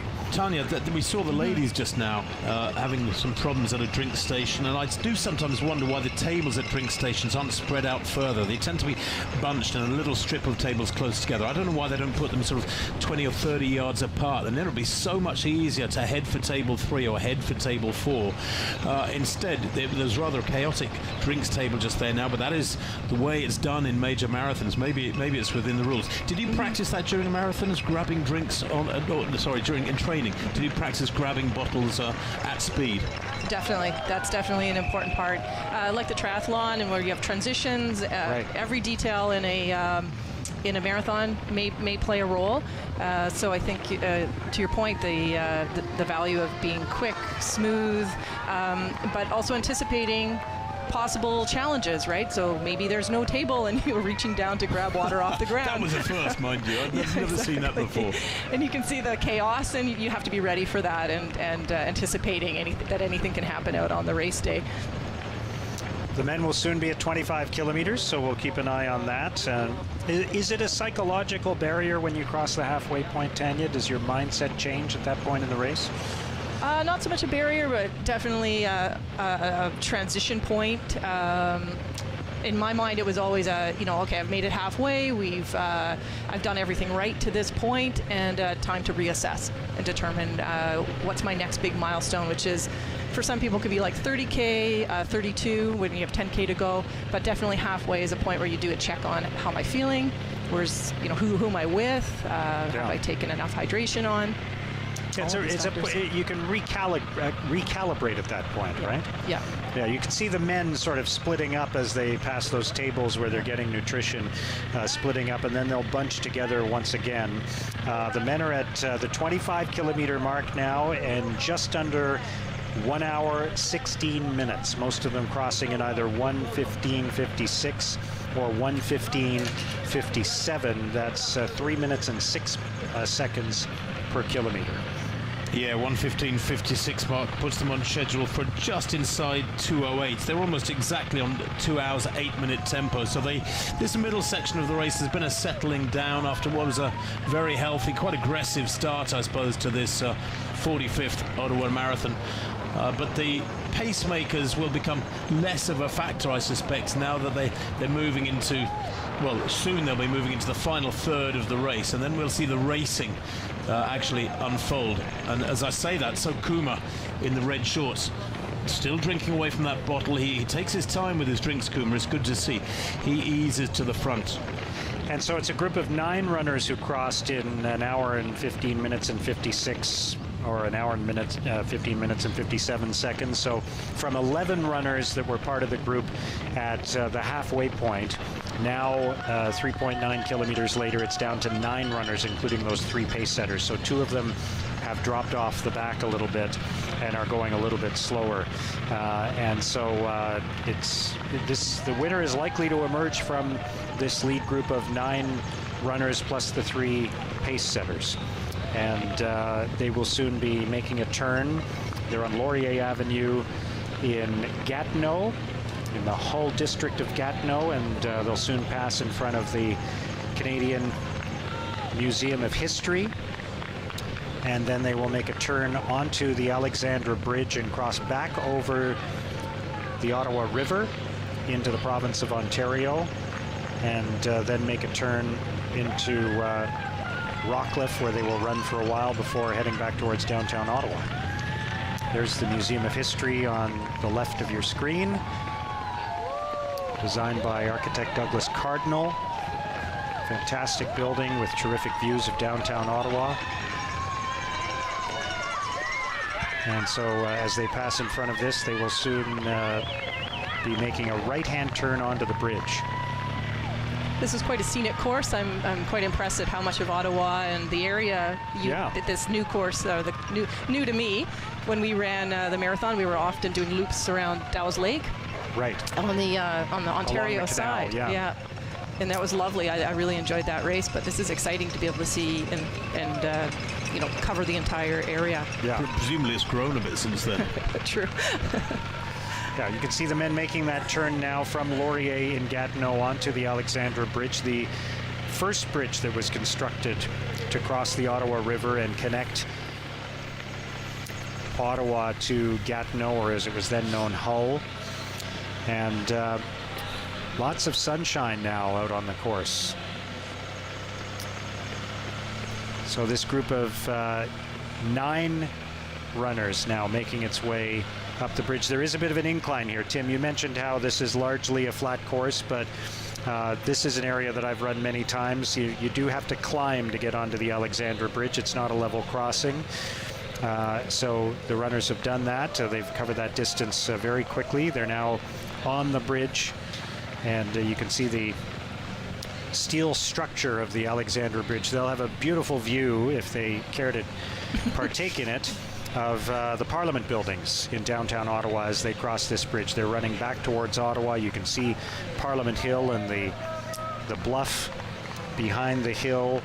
Very, very picturesque setting. You could get to see all of downtown Ottawa, but I suspect sightseeing is not on the minds of these runners at the front of the pack in the men's marathon. Kogo there doing a fabulous job, as he has done throughout the race, Mark. You know, he was tasked with going out at 2:06 tempo. They went through halfway in 63.5 minutes, so almost spot on by the 33-year-old who's taken on a lot of the burden. He was 6th here in 2:11.55. That was his personal best. He's a regular racer in North America. He's done so many races in the USA, and indeed he's a very, very high caliber athlete over 10 miles. He's run 45 and just inside 46 minutes for 10 miles back in 2013. He's the perfect pacemaker, really. You want guys who specialize at 10 miles and half marathon, and that's what Kogo is. That's his hot zone. Looks like that group has thinned out a little further. It seems like there's might be down to 7 or 8 runners now from 9. And that may be because one of the pace setters has dropped out, but we'll see. I think 2 of them have gone. I think Sang and Correa have both gone. We've only got Kogo there. Yeah. We should mention that De Geefa, the top Canadian in the race right now, Berhanu De Geefa, reached 25 kilometers in 1 hour and 19 minutes and 25 seconds. And I think this is your top female, is that top Canadian? Yeah. So is it Dana Pidereski that's the top Canadian woman at this point? Mm-hmm. Yeah. So she got to the halfway point in 1 hour, 15 minutes and 37 seconds. So there's Dana Pidereski. And so she is on pace for just over 2 hours and 31 minutes. And Rachel Hanna reached the halfway point in 1 hour, 17 minutes, 42 seconds. Krista Duchesne, 1 hour, 18 minutes and 5 seconds. So those are the top 3 Canadian women, but that's the top Canadian woman in your picture now, Dana Pidereski, 32-year-old whose personal best is 2:36. So she's on pace to take a couple of minutes off of that at least. That'd be quite a strong performance for Dana Pidereski. That's great, yeah. And it looks like she has a couple pacemakers with her here as well. What do you think? Yeah. Perhaps. Very comfortable. Yeah, it's hard to know whether they're pacing her or whether she's just found a couple of other runners who are aiming for a similar time, right? Yeah. And sometimes that can happen just fortuitously, that you find someone else on the course who's running at the same pace as you and you settle into a rhythm together. I think that's why having larger races in Canada like Ottawa, some of the Toronto races are so important for developing Canadian runners. When you have some bigger sized events, then it gives particularly the women the opportunity to actually run with more people and be able to feed and work with people, men. Whereas smaller races, you can often be on your own. Well, in the black vest there, leading Dana Pidereski is Chris Balestrini. Now, he raced well in the 10K last night. I think he finished in 6th or 7th place. He's a former triathlete. He said he was really happy. I saw him late last night. He said he was really happy with his run, and it was pretty impressive to run a 10K the night before, coming out and pacing a marathon. I mean, he's been out on the road now for, 1 hour and 24 minutes and dragging Dana along. He's going quicker than was expected, too, because he told me that he was going to go out and around 2:45 tempo, but clearly Dana, having gone through halfway in 1:15.37, is on schedule for, a 2:31, 2:32 clocking. That would be supreme. I mean, her PR, Dana, is 2:36, so she could be heading for a 3 or 4 minute PB. Yeah. Going very well so far for Dana Pidereski, and now you can see on the left of your screen the lead the lead men rather, and on the right the lead women. And it does look like that group of lead men has thinned out quite a bit, so we'll have a sense of that when they get to 30 kilometers. They're approaching 28 kilometers now in the men's race, and they are traveling on Sussex Drive in just east of downtown Ottawa, and we'll soon see them passing the 30K point. There's the 28K marker in the background, so they've just passed 28 kilometers, the top men. And it looks like it's down to the pace setter Kogo and perhaps 6 other runners, Tim. That's right. Faleke there to the right of the group, the tallest of them all, is on paper the fastest man in the field. Back in 2012, remember, he ran that 2:04 clocking, 2:04.50 in Rotterdam, and actually 8 times he's run under 2:10, so he's pretty consistent. But as I said earlier, he needs a good race. He actually hasn't had a big performance for a couple of years now, Faleke, and this might be the one. This is the one that gets him back on track. He looks strong, doesn't he, in that all-black strip to the right of picture, and keeping very close contact with Kogo, who's doing such a fabulous job. Of course, what we don't know, we're talking about Kogo as a pacemaker, but he may carry on. Sure. They have that option here. Yeah, we've seen that before. I think one of the pace setters finished second or third in the marathon a couple of years ago. So it can happen. It is at the pace setter's discretion whether or not he stays in the race. And you never know until they get to the point where they've been paid to run to, and they make the decision then whether they stay in the race and go after prize money in addition to what they've been paid to set the pace. You can see Albert Carrier is in the mix there as well among the lead men. It looks like it is a group of 6 in addition to the pace setter Julius Kogo. Getting a look at them as they run past one of our fixed camera points here, and this will give us a chance to see who's in the mix in the men's marathon. Yeah, 7 men.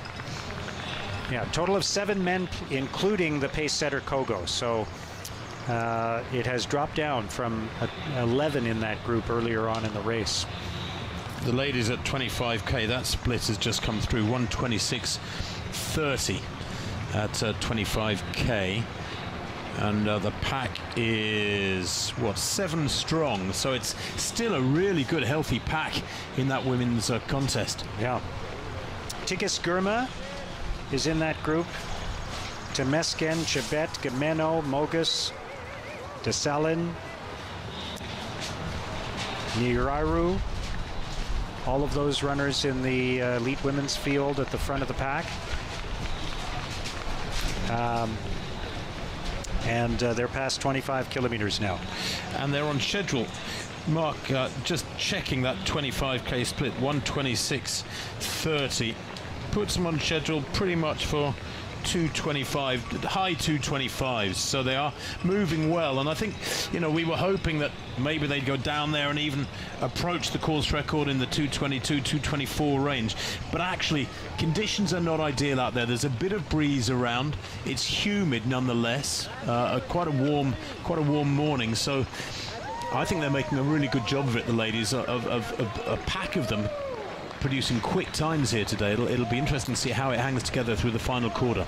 Actually feels a little bit cooler at the finish line at the moment. Just there's been a bit of a breeze lately, and this is the coolest the air temperature has felt since the race has started, despite the fact that the sun has come out a little bit. So There's a really good look at Gurma at the front of the pack for the women.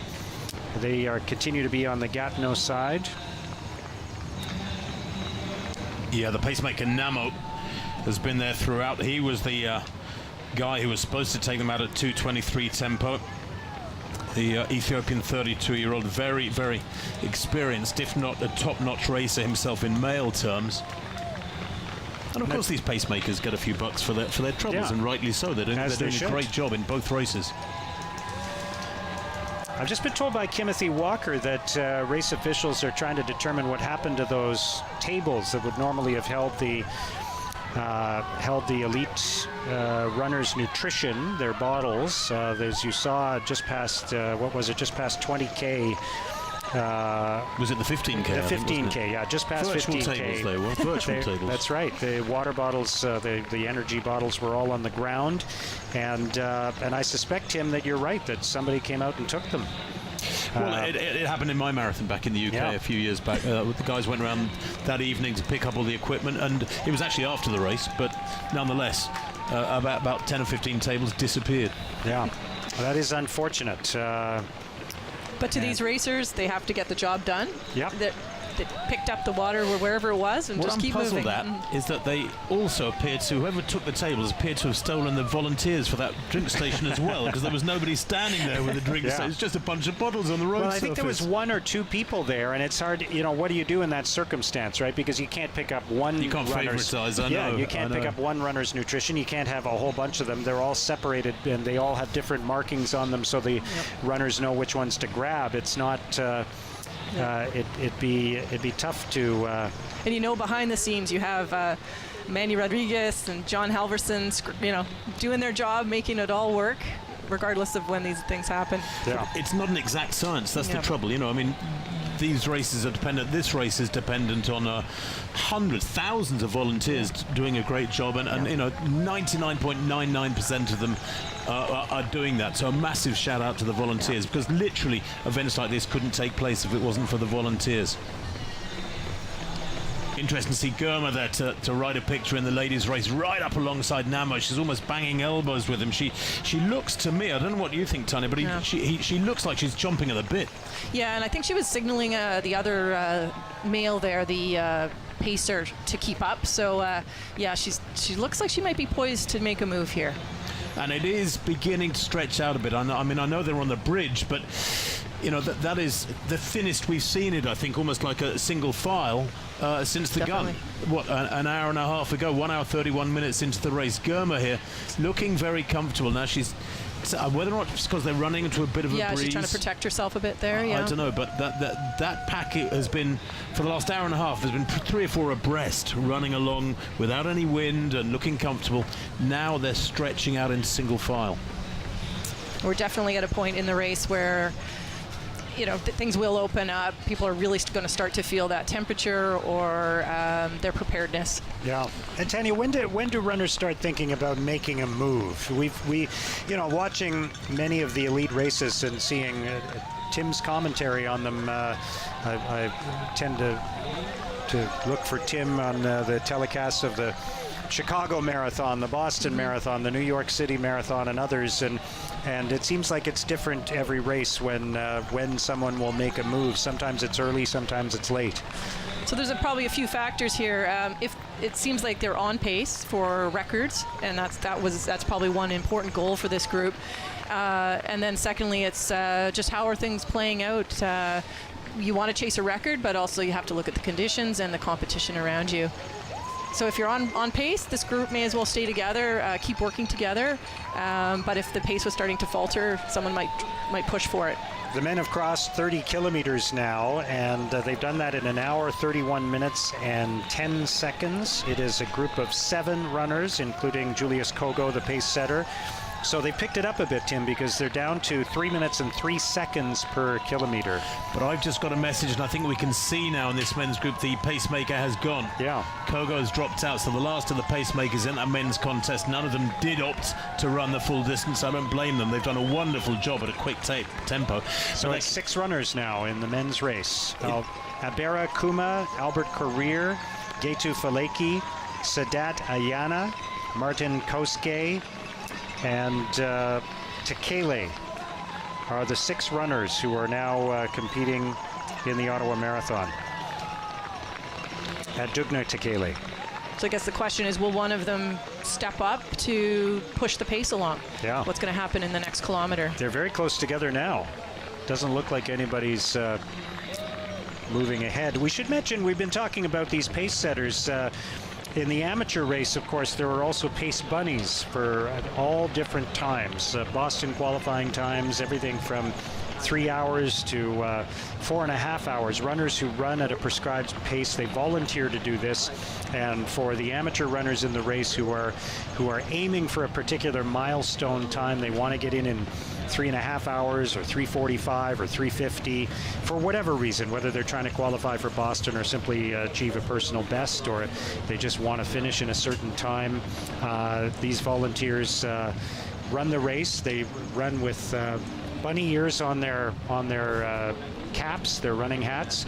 They carry a sign for the whole 42 kilometers, and they do that just to bring those other runners along. And it's a great role that's fulfilled by a great group of runners led by Mark Wigmore, and those runners stay in for the whole race and lead a group of runners all the way to the finish line. It's very good work that's done by that group. And I've been a pace bunny. You have? At this event, yeah. I bet you look great with those ears. Yeah. I've got pictures if you want them. Mark, in that women's race, things are happening. It does look like Girma is beginning to ease away. She's the one who I suspect has been, if not vocally, then sort of with her body language, encouraging that pacemaker, Namut, to push on, and that is significant. It's the first time we've seen a gap between any one individual and the rest of the pack, isn't it? Yeah, this is the first opening we've seen in either the men's race or the women's race. So it is Girma who is taking the early lead here. And I would say it looks most comfortable too, from body language. Would you say that? Yeah. At the same time, the group behind could just be a little more cautious and recognizing they still have a ways to go.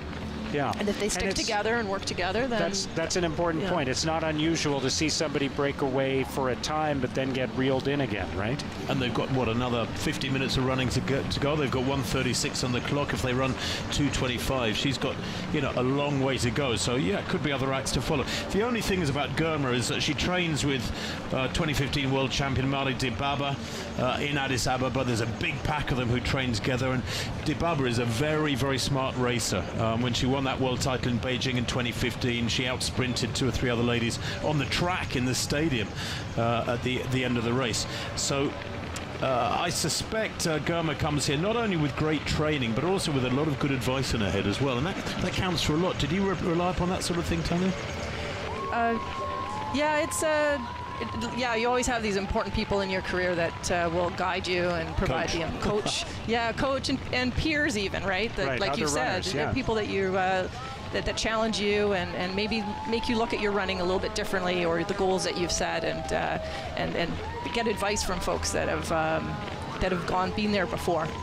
That's interesting to see Girma there. To write a picture, that's one of the ordinary drink stations, not an elite drink station. These water stations for the masses are every 3K, and she's grabbed a couple of cups and just got a few sips of water. She's powerfully built, isn't she, for a marathon runner? She's got strong thighs. She's not the traditional long linear shape that you expect from marathon runners, but I think if you were to meet her in person, it's hard to see on the screen. Yeah. They're still petite, right?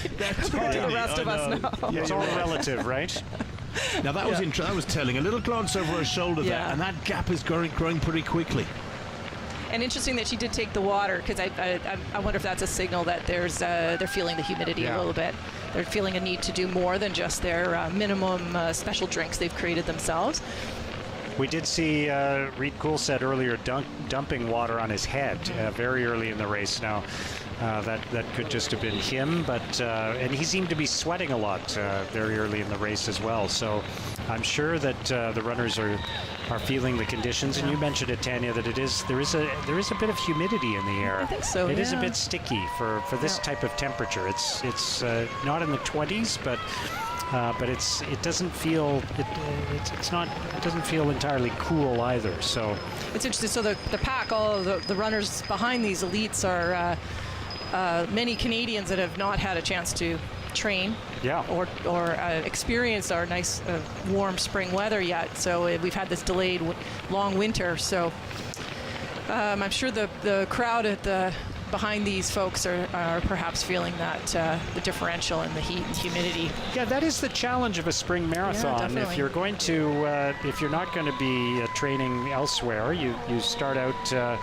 You train through the winter. You're bundled up. You're wearing heavy gear. You do all this training in the winter. You get in some spring runs. You're finally running in shorts and a t-shirt at last, but it's still cool out. And then all of a sudden you run in what can often be very warm conditions at the end of May. And it's the first time you're experiencing those conditions since the previous summer, as opposed to a fall marathon where you train when it's warm and it might even be cooler on the day of the race, right? Yeah. Mark, at 30K, you mentioned Reed Coulthard at 30K, he was 1:37.01. So Reed has slipped back a little bit. He's heading for a time around 2:16.5 at the moment. He must be going through a torrid time back there. And in the men's elite race that we're seeing at the moment, I'm impressed with this guy Kuma. He's really getting the bull by the horns that now. He's beginning to impose himself, even though they're together in the red shorts right in the middle. He's just beginning, to me, to kind of dominate the group, and he's calling the shots. They're keying off him at the moment, which sort of puts him in control. Yeah, it's down to 4 runners at the front of the pack for the men now. Abera Kuma, Albert Carrier is in that group as well. And meanwhile, in the women's race, we can see that Tigist Girma is still opening up some distance between her and the rest of the field, and we can see Dana Pidereski, the lead Canadian woman, there on the right of your screen as well. Well, Kuma and Kosgei look the strongest in that men's race, and you can see the gap there with the women opening up for sure. Yeah, big gap in that ladies' race now. Wow. That is growing every minute, and that's isn't it? Substantial enough to be. That's a hard one to close. It's starting to get a little tougher, and they're moving into unless something happens with her, right? If she, for some reason, has gone out too fast and slows down, then maybe she falls back to the pack. But no sign of that so far. You have to trust your own judgment, though. I mean, Tani, can you ever remember running a marathon where you made some kind of a move in the last hour of the race and then the wheels came off? It all went wrong in the last 15 minutes? Yeah, definitely, yeah. Didn't want to put you on the spot. There's a couple. There's one or two medical temps in my past. Definitely. But because it's hard to gauge even at halfway. It's hard to gauge sometimes how things are going to go. And I really feel the race does start. There's that milestone at halfway, but there's something about 30K that physiologically, that's where the race begins. It can end and begin at that same place. Well, and that's the thing with the marathon, isn't it? There were, it's which is quite different from, say, a 10K, where you can be feeling good at 30K in a marathon, and at 38K you can be feeling terrible, right? And you don't know. There's nothing you can draw on at 30 kilometers that will tell you how you are going to feel at 38 or 40K. You might still feel good, or you might be on the verge of collapse at that point, and it's hard to read. That's part I think of the there's a lot of challenge faith in this, right? So you have to believe training. You have to hopefully have, with advisors, or gotten your head around the conditions and how your fitness fits with the race course, and then there's this sort of, you have to just believe in yourself that when you hit that 30K mark that you can make a good read on whether you are in a place where you can push a little bit more, or is it a situation where you're going to have to maybe just hold the pace, or even just back off to feel like you can finish it off. Yeah. Faith is important in marathons. Do you know, there's certain controversies about pacemaking in the latter stages of races. So, for example, here you've got Tigist Girma leading the ladies' race to right of picture. She's got a gap of maybe 50 metres or more on the pack. She's got a pacemaker, and I don't think the other ladies necessarily have. That are in second, third, fourth. And, you know, at 25k, there was a pack of 7 of them. She's got a pacemaker now, assisting her. Oh, hold on. Are they showing the women? Yep. They must have been listening because he stepped aside. Good timing. Yeah. So Girma now on her own. There she is. I think that evens the playing field. I think that's a little. great. Yeah. That's a real competitive game now. This is when the fun begins. So everyone's picking up some important water here. A very important milestone. We're at 30k. Yeah, we've just passed 30k. Yeah, everyone's picking up water. You can see they're going to take time to get it. They're not going to miss this one. Girma is carrying her water with her for a little bit. So her time at 30 kilometers, 1 hour, 43 minutes, 32 seconds. She's 8 seconds ahead of 3 other runners at that point. So 1 hour, 43 minutes, 32 seconds for Tigist Girma of Ethiopia. And Rockcliffe is, so this area is rolling a little bit. Yep. So it is a bit challenging. I think this is when you speak to you're starting to feel the previous 30k. Then you throw a few little hills in, and that mixes it up a little bit more too. Your legs are starting to feel a little beaten up. And she looks, she looks very strong, and her stride is very good, but she also looks sweaty. I mean, you can tell the heat and humidity, which is an unusual couple of terms to describe when it's 16 or 17 degrees, but it matters for a marathon. For a marathon, that's warm temperatures. So you can tell that's an element today. Well, she's running with real poise, isn't she? She looks comfortable. She looks well balanced. She's heading, Mark, if she keeps the tempo up, she's heading for a time of around 2:25:30, which would be a personal best by over a minute. She already set that personal best of 2:26 in Guangzhou last December. So under the tutelage of Haji Adilo, she's having an incredible period here at the moment. And this is her first ever race in North America. She's never even raced in Europe. She's never raced anything other than marathons. She's a pure out-and-out marathon racer, and that's really rare, Tanya, because nearly all marathon racers like to do the odd half marathon. Well, certainly. I mean, a big component of this is, speed. So an aerobic speed where you need to be able to maintain speed.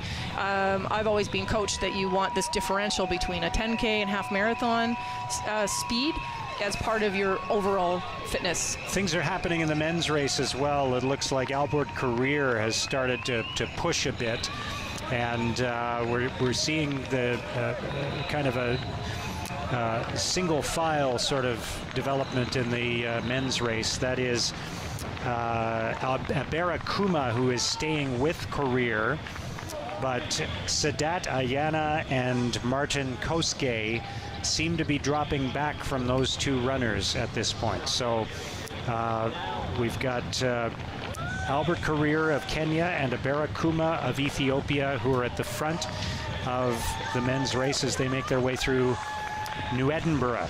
But look at their rhythm, eh? They just look so it almost looks like they're picking up the pace. Like there's a nice rhythm. Oh yeah, you could tell there was a sudden surge in intensity in the runners, and you can see even just with this was a group of 4 just a moment ago, and already one of the 4 is way in the back of that picture, and one is dropping off very quickly. Those other 2 runners, Martin Koski and Sadat Ayana, both have dropped off quite a bit. Well, the men have just gone through, 35 kilometres with Albert Career in 1:46:25, Mark.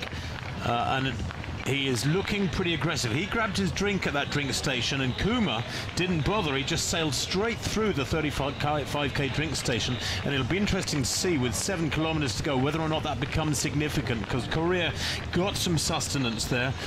He is a 2:08 athlete. He ran that in Lake Biwa in March last year, and rather like Girma there in the front of the women's race, Korea, the taller of the 2 men, has never run anything but a marathon. He's done 8 marathons, never done anything but marathon racing. So it is a 2-man race for the moment on the men's side, and on the women's side, Tigist Girma continues to lead the way. And I find it interesting that there's not so much a chase pack, but there's definitely some women back there keeping an eye on her. I don't know if the gap is opening, or there's a couple folks there trying to keep the gap consistent at least. The lead men are going to make a left-hand turn onto Sussex, and then they basically follow Sussex Drive all the way around back into downtown Ottawa. Here they go, making that turn, and they'll follow Sussex Drive. This is not Sussex yet. They're going to make a quick right here, and then they'll be into the final stage. You and can see the puddles. Opening a gap. Yeah, look at the puddles on the road there from the rain that we've had in the last couple of days. It's been a wet year so far in Ottawa, and Career is pushing hard. You could see he just picked it up a couple of minutes ago and left behind 2 runners, but Barakuma has stayed with him, and they will soon make a left-hand turn onto Sussex Drive. They'll follow that all the way through and turn onto Colonelby Drive, and then they really just have final stretch to the finish line here. Yeah, Correa at the age of 25 has run under 2:10 3 times. He's a pretty consistent racer. He's done 8 marathons, and interestingly, 3 or 4 years back, he won the Eldoret Marathon, which is the big town up there in the Rift Valley at about 7,000 or 8,000 feet, where so many of these Kenyan athletes live. He won it in 2 hours 21 minutes, which, bearing in mind the altitude, is a big performance, and there would have been so many aspiring runners in that sort of domestic race.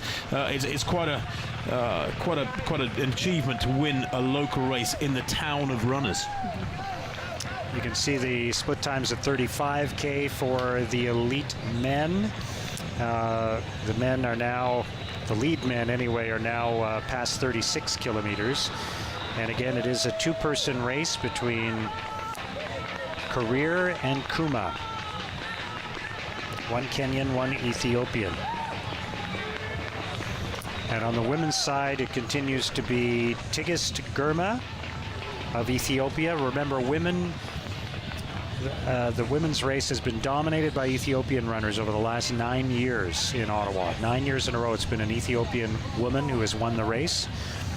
And the women behind her are 7 seconds back, so it's interesting that they're holding that distance. They're not slipping, so Girma is not necessarily pulling away. No, it is interesting, and the tall figure in green is the fellow I mentioned earlier, Spector, who is an American athlete of, pretty solid ability for a male runner, and he is almost acting like a bridge for those other. He's pulling the girls behind him, along. exactly. Yeah. Yeah, he's probably playing an important role there to bridge that gap. But Girma does look strong, doesn't she? Yeah. She's got a lovely balanced rhythm. Almost like there's another gear, do you think? But it's hard to tell, but if someone were to come up. It doesn't look like she's pushing as hard as she could. There's a comfortableness to her pace right now. Well, here's the thing, and I don't think we've mentioned this. She is the Olympic bronze medalist. She got bronze in Rio back in 2016. And funnily enough, Jemima Sungong, who was the gold medalist in Rio, got busted last year. And then literally a couple of weeks ago, in the last 10 days, the silver medalist, Eunice Jepkurui, got busted. A Bahrainian, a former Kenyan running for Bahrain. So really sadly for the sport, and it's the gorilla in the corner of the room, really. The gold and silver medalists from Rio have been busted. In many people's eyes, that would make Tigist Girma, this lady in blue, easing away and maybe heading for victory, makes her the Olympic champion. Yeah. Unofficial. Yeah. So great look right now at both the lead men and the lead woman. And it's very likely that in your picture right now are the 2 champions. We don't know which male runner will pull away here. Could be an interesting race to the finish between Career and Kuma. I've been watching the men a little bit, and it looks like Albert Career has tried a couple of times to drop Kuma, and Barakuma has hung on and stayed with him. While other runners have fallen back, and I'm not even sure you can see. You can just barely see the 3rd place runner in the picture on the right of the screen there. But it really has come down to these two men, and here's another attempt by Career, I think, to kind of pull ahead. Yeah, he is. It's almost like if there were boxers, he's coming in there with big punches, and Kuma is absorbing them and hanging in there. But yeah, you often get this, Mark, where a real race develops in the latter stages, and the pace picks up so much that they open up a big gap on the chasers. And you can see third place is maybe 100 meters back, probably about 20 seconds back. I think that's Ayana, who has isolated himself. It's going to be tough for him to hold on to that third place under the circumstances. They've been running for 1:53, so we've got about 15 minutes of running to go, because they're pretty much heading for something around 2:08. They're at about 37.5 kilometers, give or take a couple hundred meters. And again, you can see for a moment their Career looked to be just slightly ahead of Kuma, but now they're side by side once again. And there's been a bit of an ebb and flow to this over the last few hundred meters. Meanwhile, nobody is close to Tigist Girma, 26-year-old Ethiopian. She continues to lead the women's race. And unless she hits a wall or slows down considerably, you'd think this is her race to lose. And our top Canadian remains Dana Pidereski. She's running back quite a few minutes, but so a 6-minute gap. But what's interesting is she's running in 7th place. So overall, in these kind of conditions, you might see some of the top runners slow down and even drop out. And Dana, she might just catch some nice of and them. steady. And overall placing could improve over the next few kilometers. And she seems to be on pace for a significant personal best as well. So we'll see if that continues to play out. Rachel Hanna is a couple minutes behind Dana Pidereski, and then another minute back is Krista Duchesne.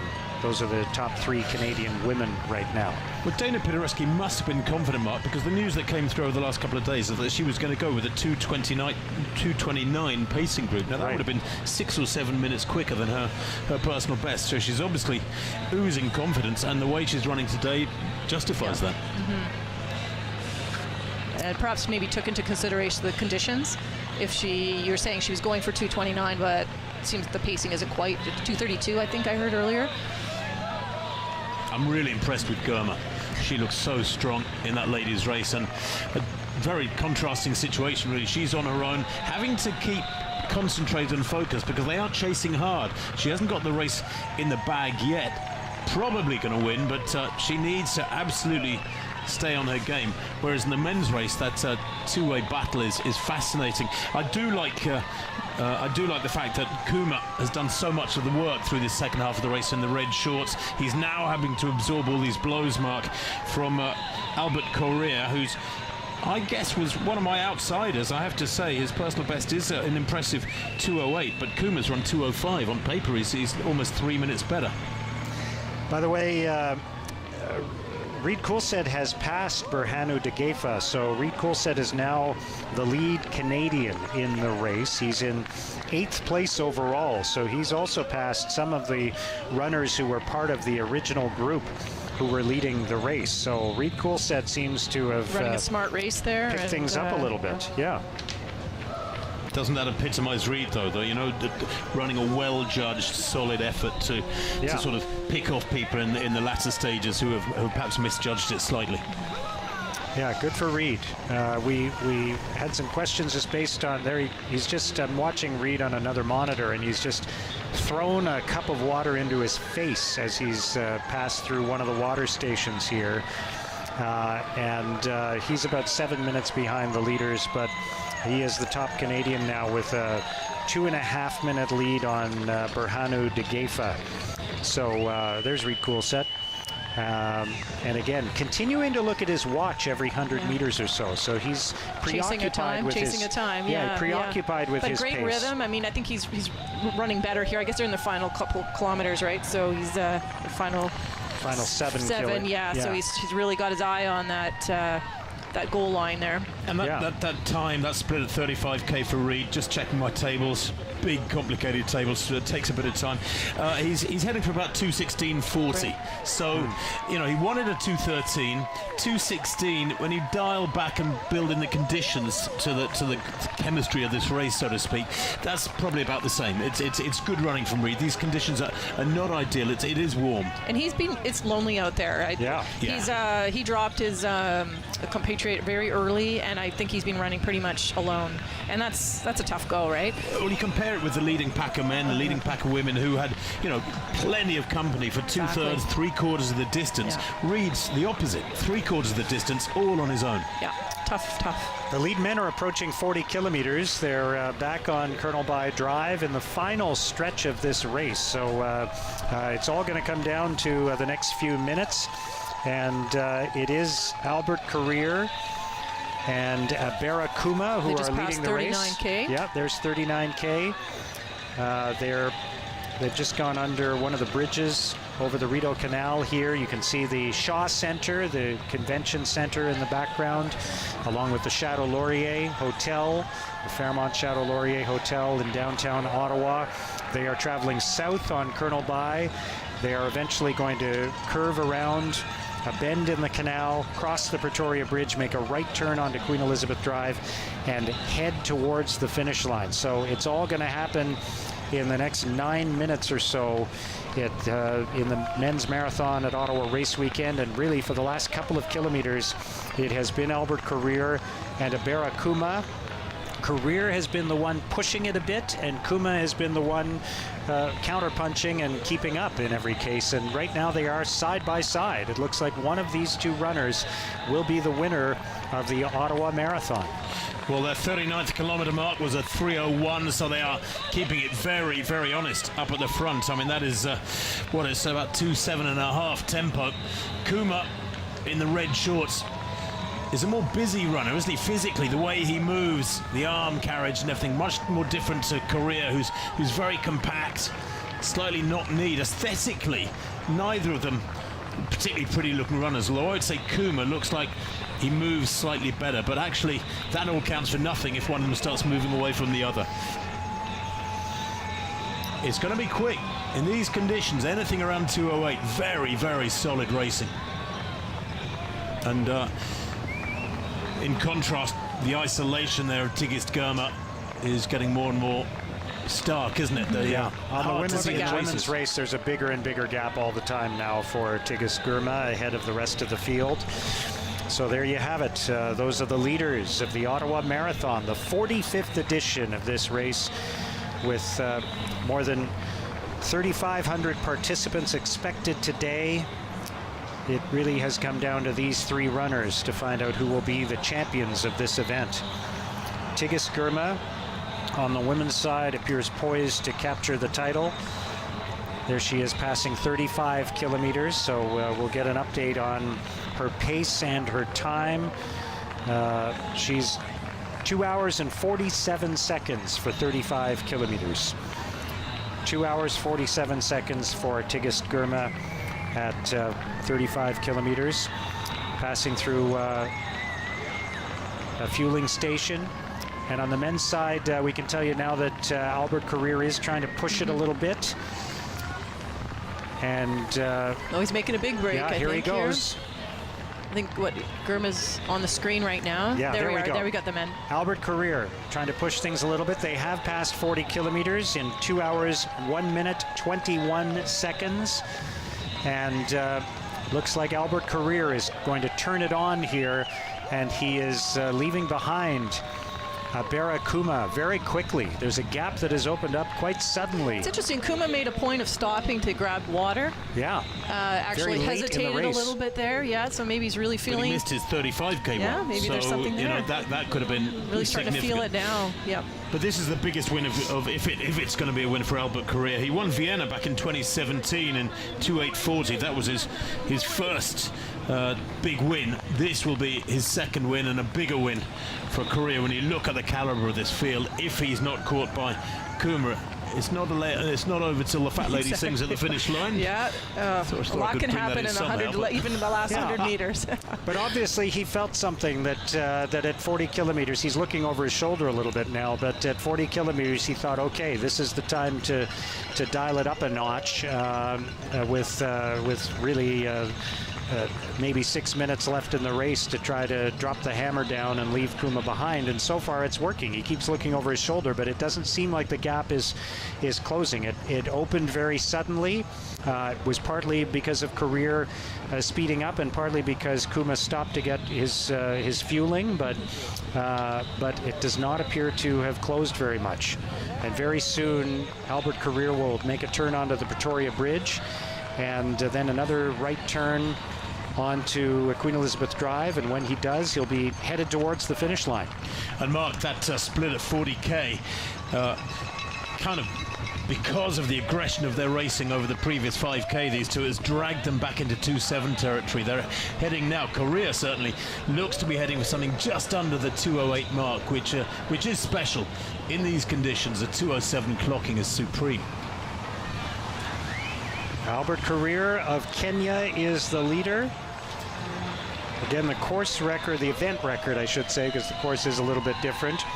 The event record 2:06.54. That does not appear to be under threat today, but you can see the Career has just made the turn onto the Pretoria Bridge, and Kuma just a few seconds behind him, but that is significant this late in the race. We're going to see Career come into the picture now.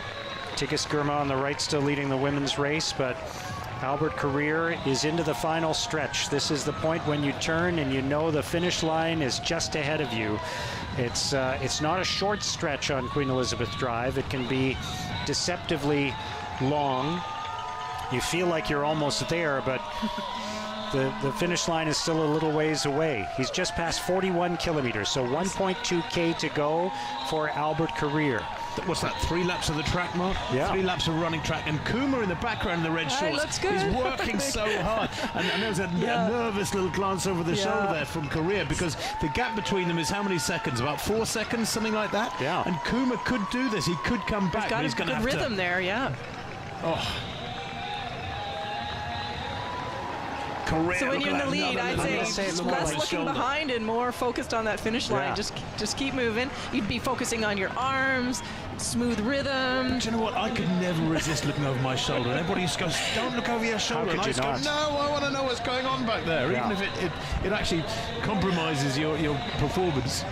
I'd say it's about a 5 or 6 second gap. I tried to time it when they passed by a line on the road, but it doesn't seem to be expanding anyway.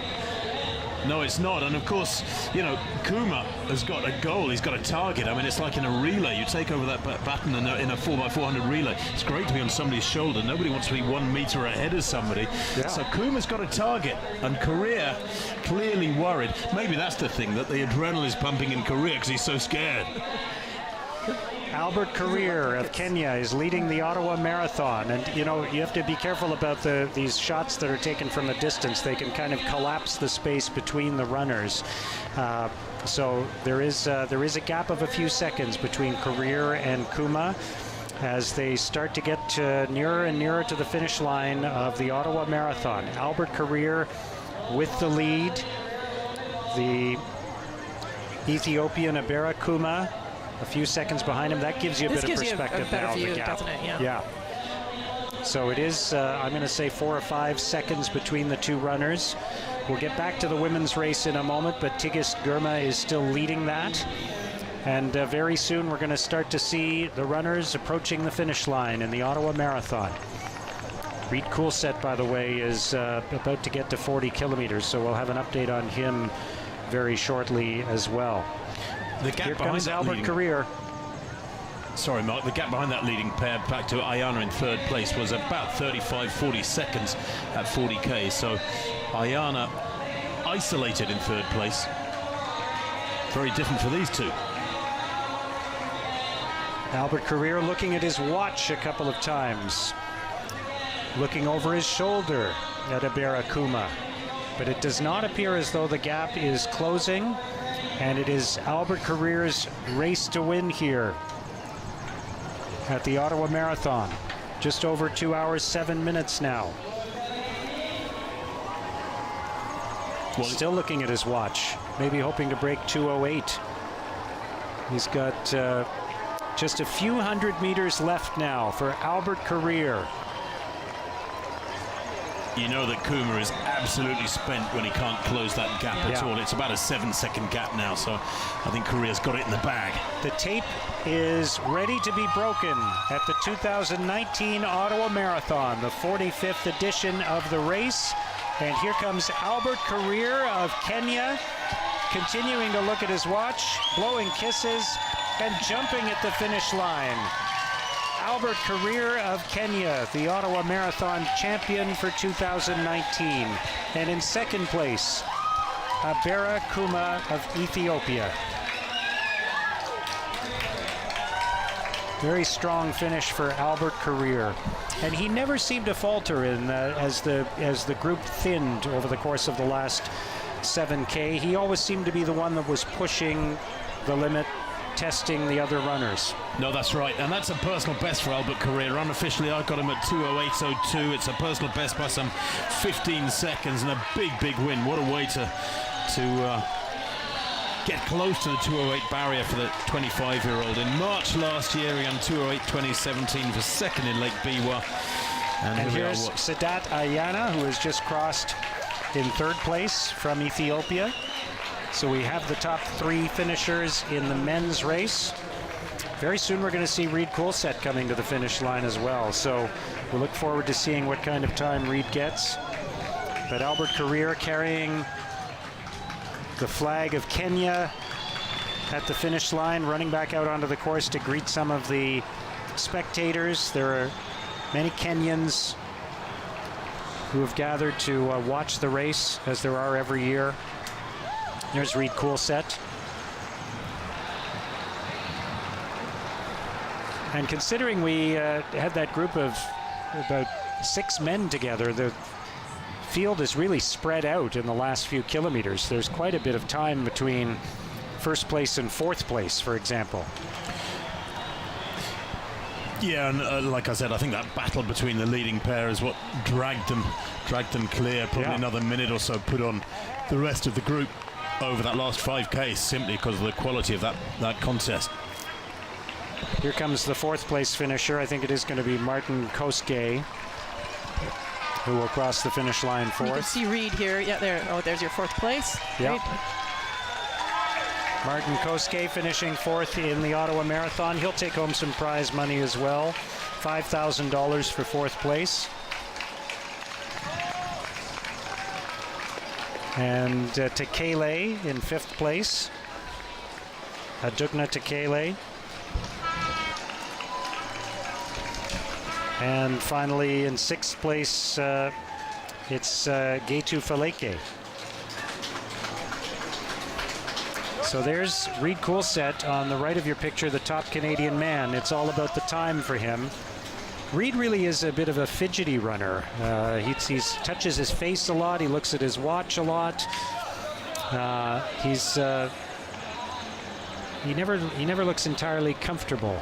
Yeah, he's really been pushing today all the way through. Yeah, you're right. Very intense. You're very focused. But you know, you have to say, massive pat on the back for Reed Coolset for having stuck to the task here. When you know, that must have been a real blow to lose John Mason, his pacemaker, so early in the race. What did John last? About 35 minutes. Yeah. And no criticism of John. If he didn't have it, he didn't have it after that personal best recently in Rotterdam. But Reed here has worked for an hour and a half all alone, really well. He's gutted this one out. Reed Coolset had hoped today would be an Olympic qualifying race for him. It's remains to be seen whether that'll be the case. We don't know what the Olympic qualifying time will be for Canada.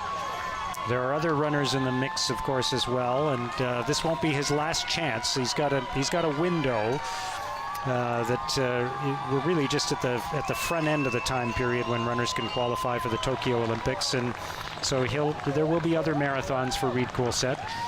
We're looking forward to seeing what his finishing time will be. Meanwhile, Tigist Girma of Ethiopia continues to lead the women's race, and nobody is anywhere near her, and she doesn't look uncomfortable. She doesn't look like she's about to lose the lead.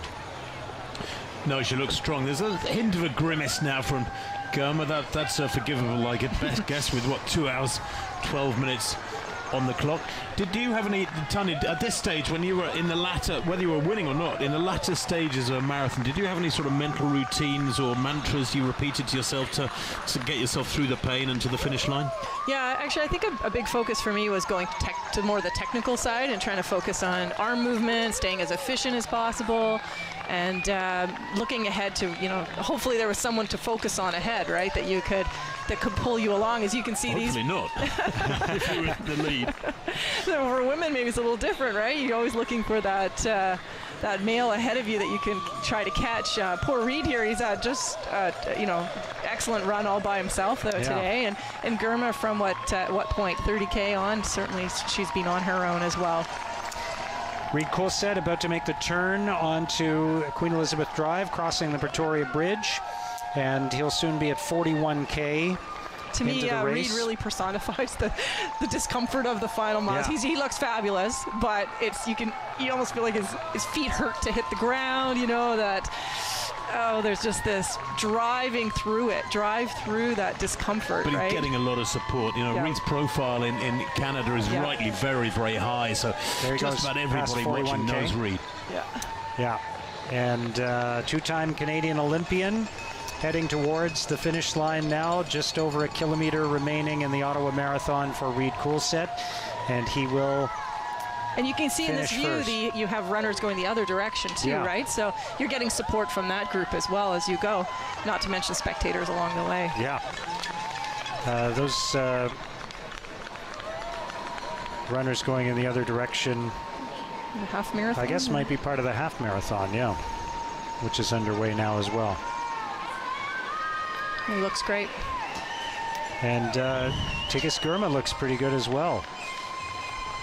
Very interested to see what kind of time she puts in and whether she sustains this pace. It's amazing how at a certain point, Tanya, you go from finding it all such a grind and that stretch. I find the stretch from about 35 kilometers to 41 kilometers is really challenging. The kilometers seem to mentally, they just seem longer and longer. They see the markers seem further and further apart, and you're battling to hold on. You're trying to sustain your pace, and then all of a sudden when you get in this final stretch in this marathon or the final kilometer of any other marathon, you get this renewed energy, this excitement. You should be able to get this done at this point, right? It starts to become achievable again, and it's no longer in doubt, and the energy rises, and there's a bigger crowd of people cheering you on, and you suddenly feel like, yes, I can do this. It starts to get exciting again. The funny thing is that it's coming at you. For that previous hour and 3/4 for these guys, or I don't know how long for you, Mark, before you got to 35K, you knew you were going to hit that black zone between 35K and 41K. So was there anything you could do to prepare for it mentally? It's there, right? And the more times you do it, the more prepared you are, I think, and you can get through it. The first time you run a marathon, that's the big question, is can you break through that wall and get to the other side? But after you've done it a few times, you just have to live through it. There are many marathons I've run where I've just said, it's going to hurt, it's not going to be pleasant, but it is going to be over, and you can get through it. You just have to persevere. Reed is moving well here, isn't he? There's still, the stride length has shortened a little bit, but he's still got good cadence, good leg turnover. He's putting in such a tough performance here. He's got to be hurting like mad. And through these final miles, I think the key is the support on the sideline, and Reed and he has his family here, I think, and you have this a coach out there on the course, maybe driving you along, pushing you along verbally, so that everyone, all 3,000 runners here today, have a support network behind them. And maybe that's part of what gets you through these final miles, is just knowing those folks are there and watching for you. He's still checking his watches, Reed. I know. He's fastidious. He's intense. Yeah. And yet, you sit and eat with him. I've had 3 or 4 meals with him the last couple of days. He's the most laid back he's a guy great in the guy. world. And he was the last to leave the dining hall for the elite athletes. He just sits there and chats and talks. And here he comes in the final few hundred meters of the Ottawa Marathon. Reed Coulsett waving to the crowd. I'm sure he appreciates the support. He is the top Canadian finisher in the Ottawa Marathon. Reed Coulsett, the 2-time Canadian Olympian. crossing 2 hours, 17 minutes, 35 seconds, and presented immediately with the Canadian flag. Congratulations to Reed Coulsett. And he looks in good order, doesn't he? I'd have been on my knees. I think I just want to lie down. Can you have a mattress ready, please? Would have been my demand before the race. He looks great.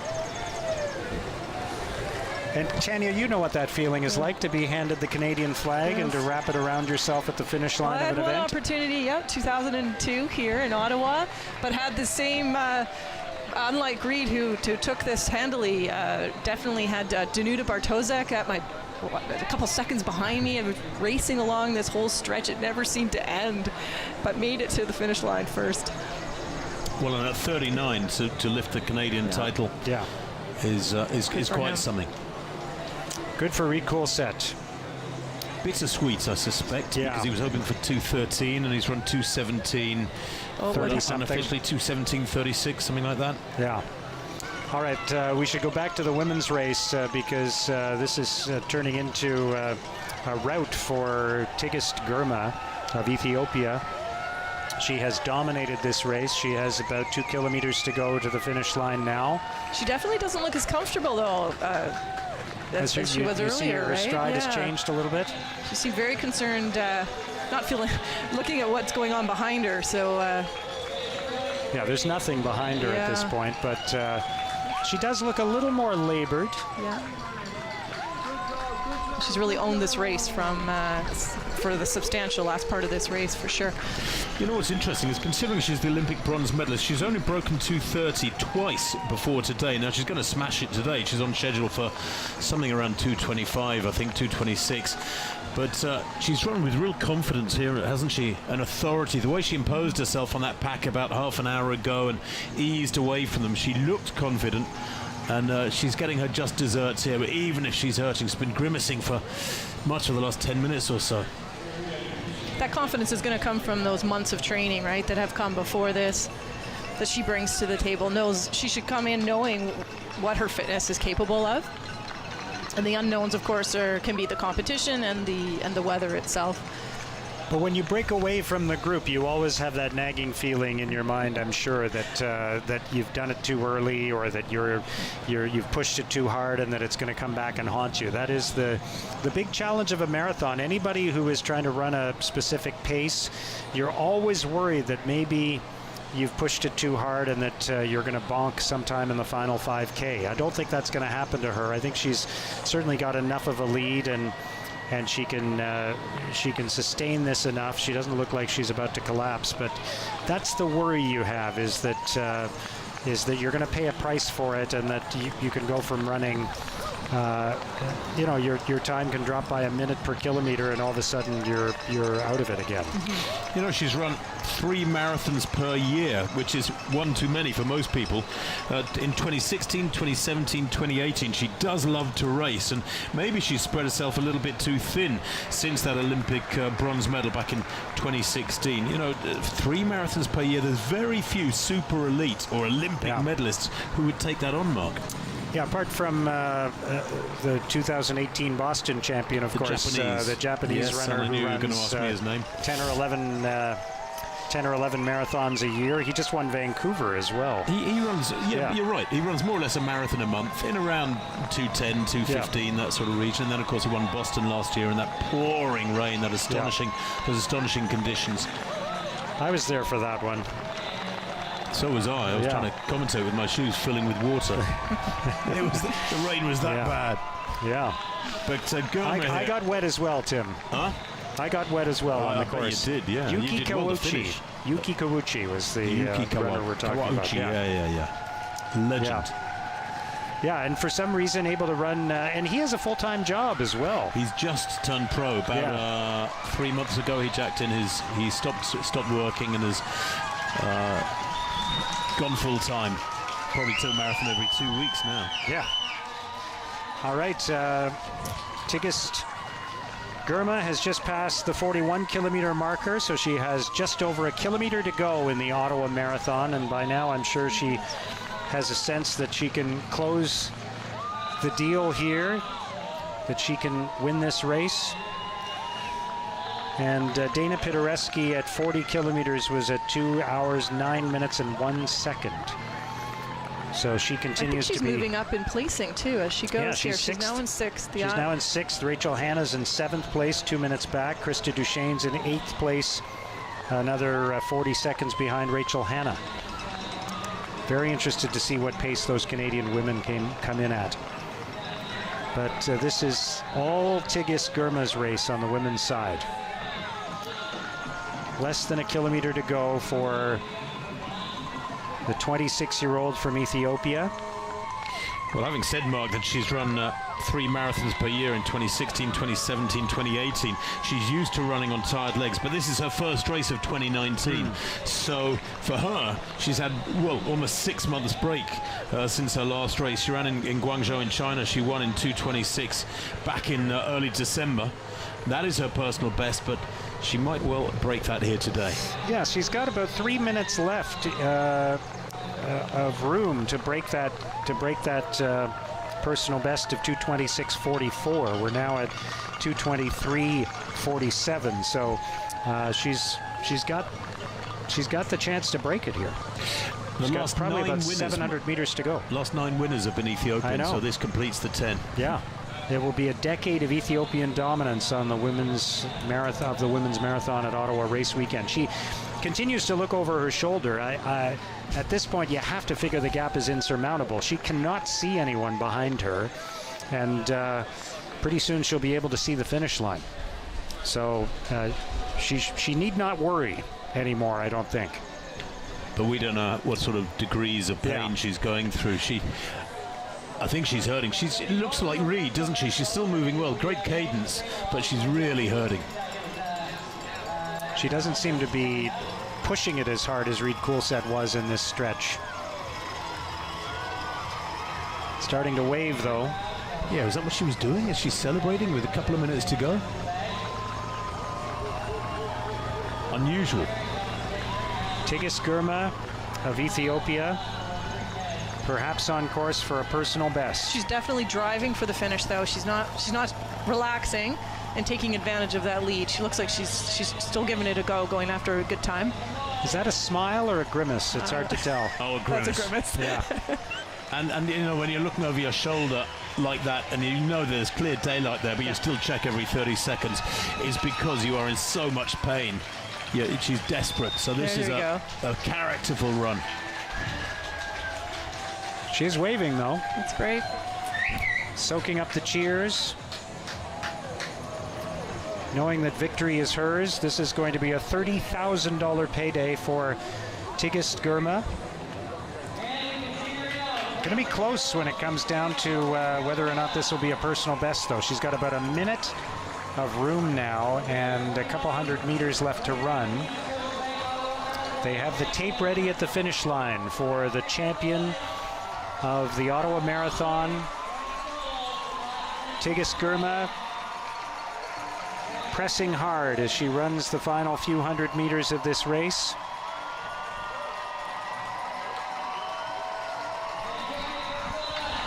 Looks like it will be a personal best for Tigist Girma. She's celebrating now, waving to the crowd. And Mark, she's beaten a good field here. 10 athletes started when the gun went 2.5 hours ago. 10 athletes who had broken 2:30. This is a very strong field in depth. For the 10th year in a row, it's an Ethiopian woman winning the Ottawa Marathon. Tigist Girma with a personal best by perhaps 10 seconds or so, and you can see she felt it at the finish line. She's taking a minute to recover now at the finish line before they present her with the Ethiopian flag. Second and here place comes finish. Mogus in second place. A little bit closer than I would have thought. She covered a lot of ground. Betelhem Mogus of Ethiopia finishing second.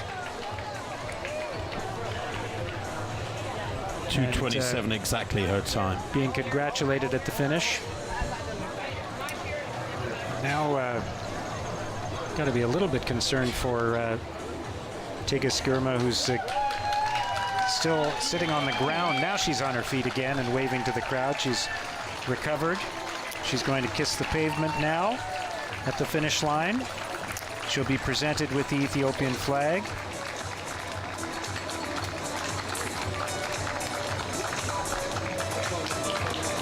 And there's a little bit of a celebration ritual here at the finish line.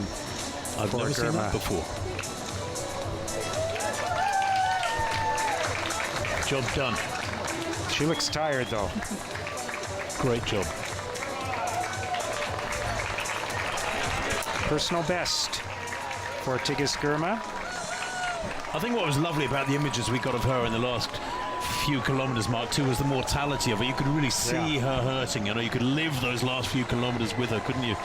On what is there's a bit of breeze about, but it's still a warm morning. More runners approaching the finish line now. And the pace of this is going to pick up quite a bit. It's amazing how quickly we go from seeing runners every 10 or 20 seconds to seeing a couple of dozen runners per minute. Here's the third place finisher for the women, Etefarihu Temesgen of Ethiopia. So it's a sweep of the top 3 spots for Ethiopia as their dominance of this race continues.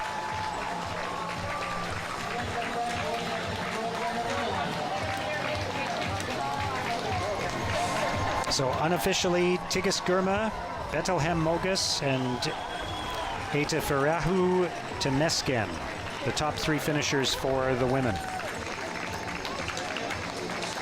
You see another male competitor cross the finish line, and again, really within half an hour, we're going to see runners coming in much more frequently, and then it'll just be a crowd of people crossing the finish line. And for Temesgen there in third place, that's a personal best as well by best part of a minute. In fact, her previous personal best, Mark, was here 4 years ago when she was in 8th place, so she's made the rostrum here. Yeah. That's quite some step up. It'll be interesting actually to get perspective from the runners on whether the conditions are that challenging. We've interpreted it as being a challenging day, but some of the times are really fabulous. Well, soon we'll get a word with Reed. But his experience was different to some of the others who had people to race against. His was a time trial almost. That's got to be tough. Oh. Dana Pidereski is the top Canadian woman. We're keeping an eye on her as you look at Tigist Girma at the finish line. There's Dana Pidereski, and she continues to have a couple of people running with her. Dana Pidereski was on pace for a personal best, a significant personal best. We'll see if that continues to be the case. Personal best for her, 2:36.08, and she's about to make the turn onto Pretoria Bridge and then head into the final kilometer of the Ottawa Marathon. So still within reach, I would say. It's going to be close, but she might be able to do it. I just can't help but think I've seen these amazing elite runners come from all over the world. It's such a treat to see these kind of times being raced right here in Ottawa. Just think of the crowds, the kids that get to see these kind of performances right in their backyard. Well, Dana was at 40k 2:28.47, and just projecting that forwards to the finish, I think she's going to run around 2:37. So might miss her PB by about a minute, but you know, intrinsically in these conditions, it probably represents a personal best. Yeah. She's had good pacemaking throughout from Chris there, who's Chris Balestrini, who's still there in the black vest, helping. A great job from him. The morning after running a 10K. Useful training run. Yeah. So the question is, did she pick a pace that was a little aggressive for the conditions today, or her fitness level, or this is just the way the day goes? That's a good point, because what was her halfway time? She was going out fairly aggressively. I think you said 2:29 pace. Dana was 1:15.37, so she was on schedule here for 2:31, and she's going after a big PB, and maybe it caught up with her after the halfway mark. A couple of minutes easing back at halfway, and she might have been a couple of minutes quicker here at the finish. Who knows? You can see the toll that it's taken on some of these runners. So, you know, you don't often see, it's not every year that you see runners who are on the ground or near collapse at the finish line, especially those who haven't had a big sprint to the finish. So I think the temperature is a factor, right? Yeah.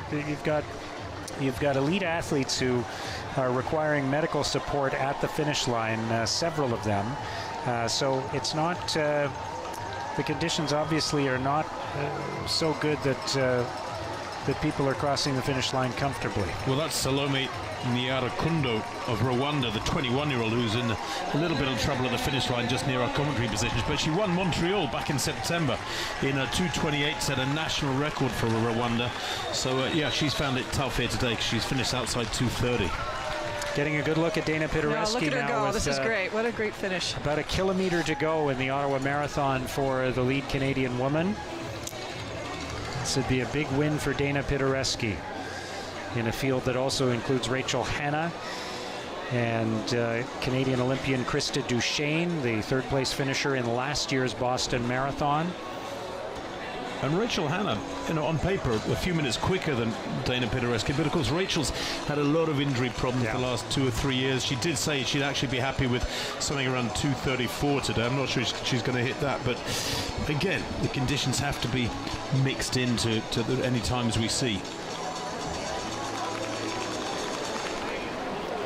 Yeah, we didn't get a chance to see Rachel or Kristen too often during this race, so it's possible they were running a more lonely race perhaps out there.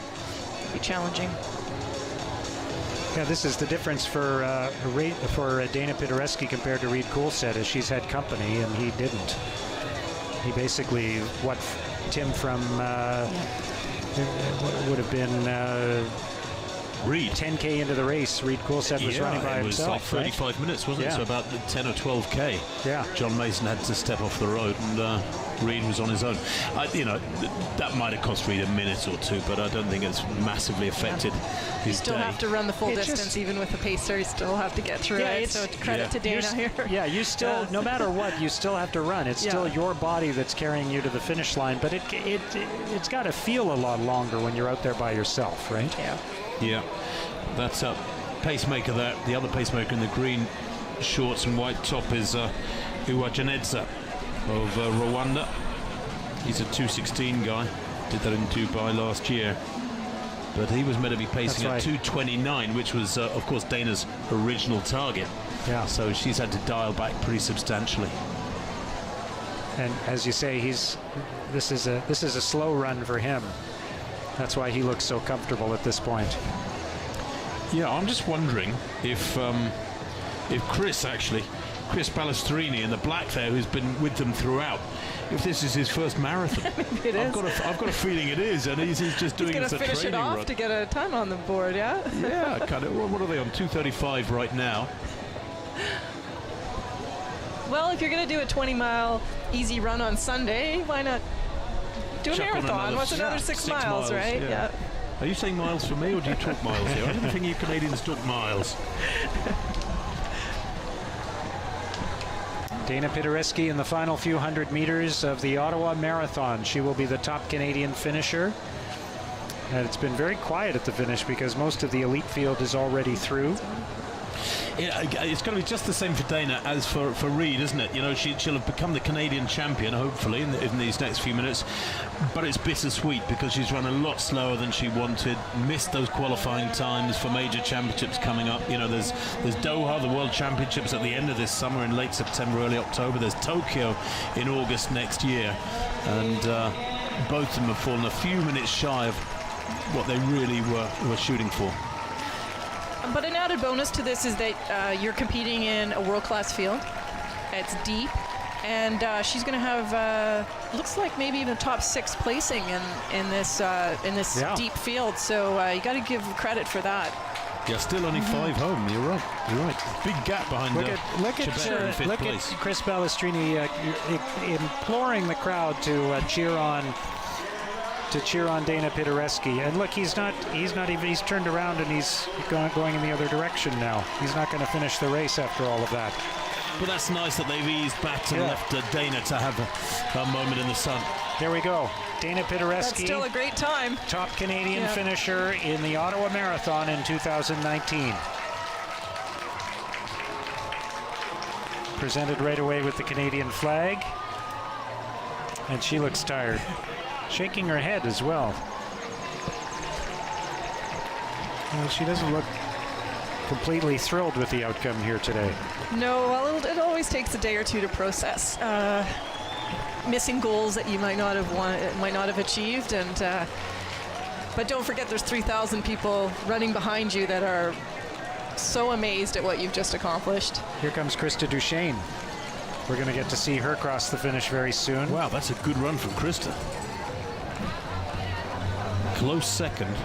Yeah. 2:37.19 for Dana Pidereski. You know, she's 8 or 9 minutes, 7 or 8 minutes outside of what she wanted. That's why she's disappointed, I guess. And Chris Balestrini has actually just walked around the timing mats at the finish line so that his time does not register. I guess he doesn't want this to count as his first marathon, maybe.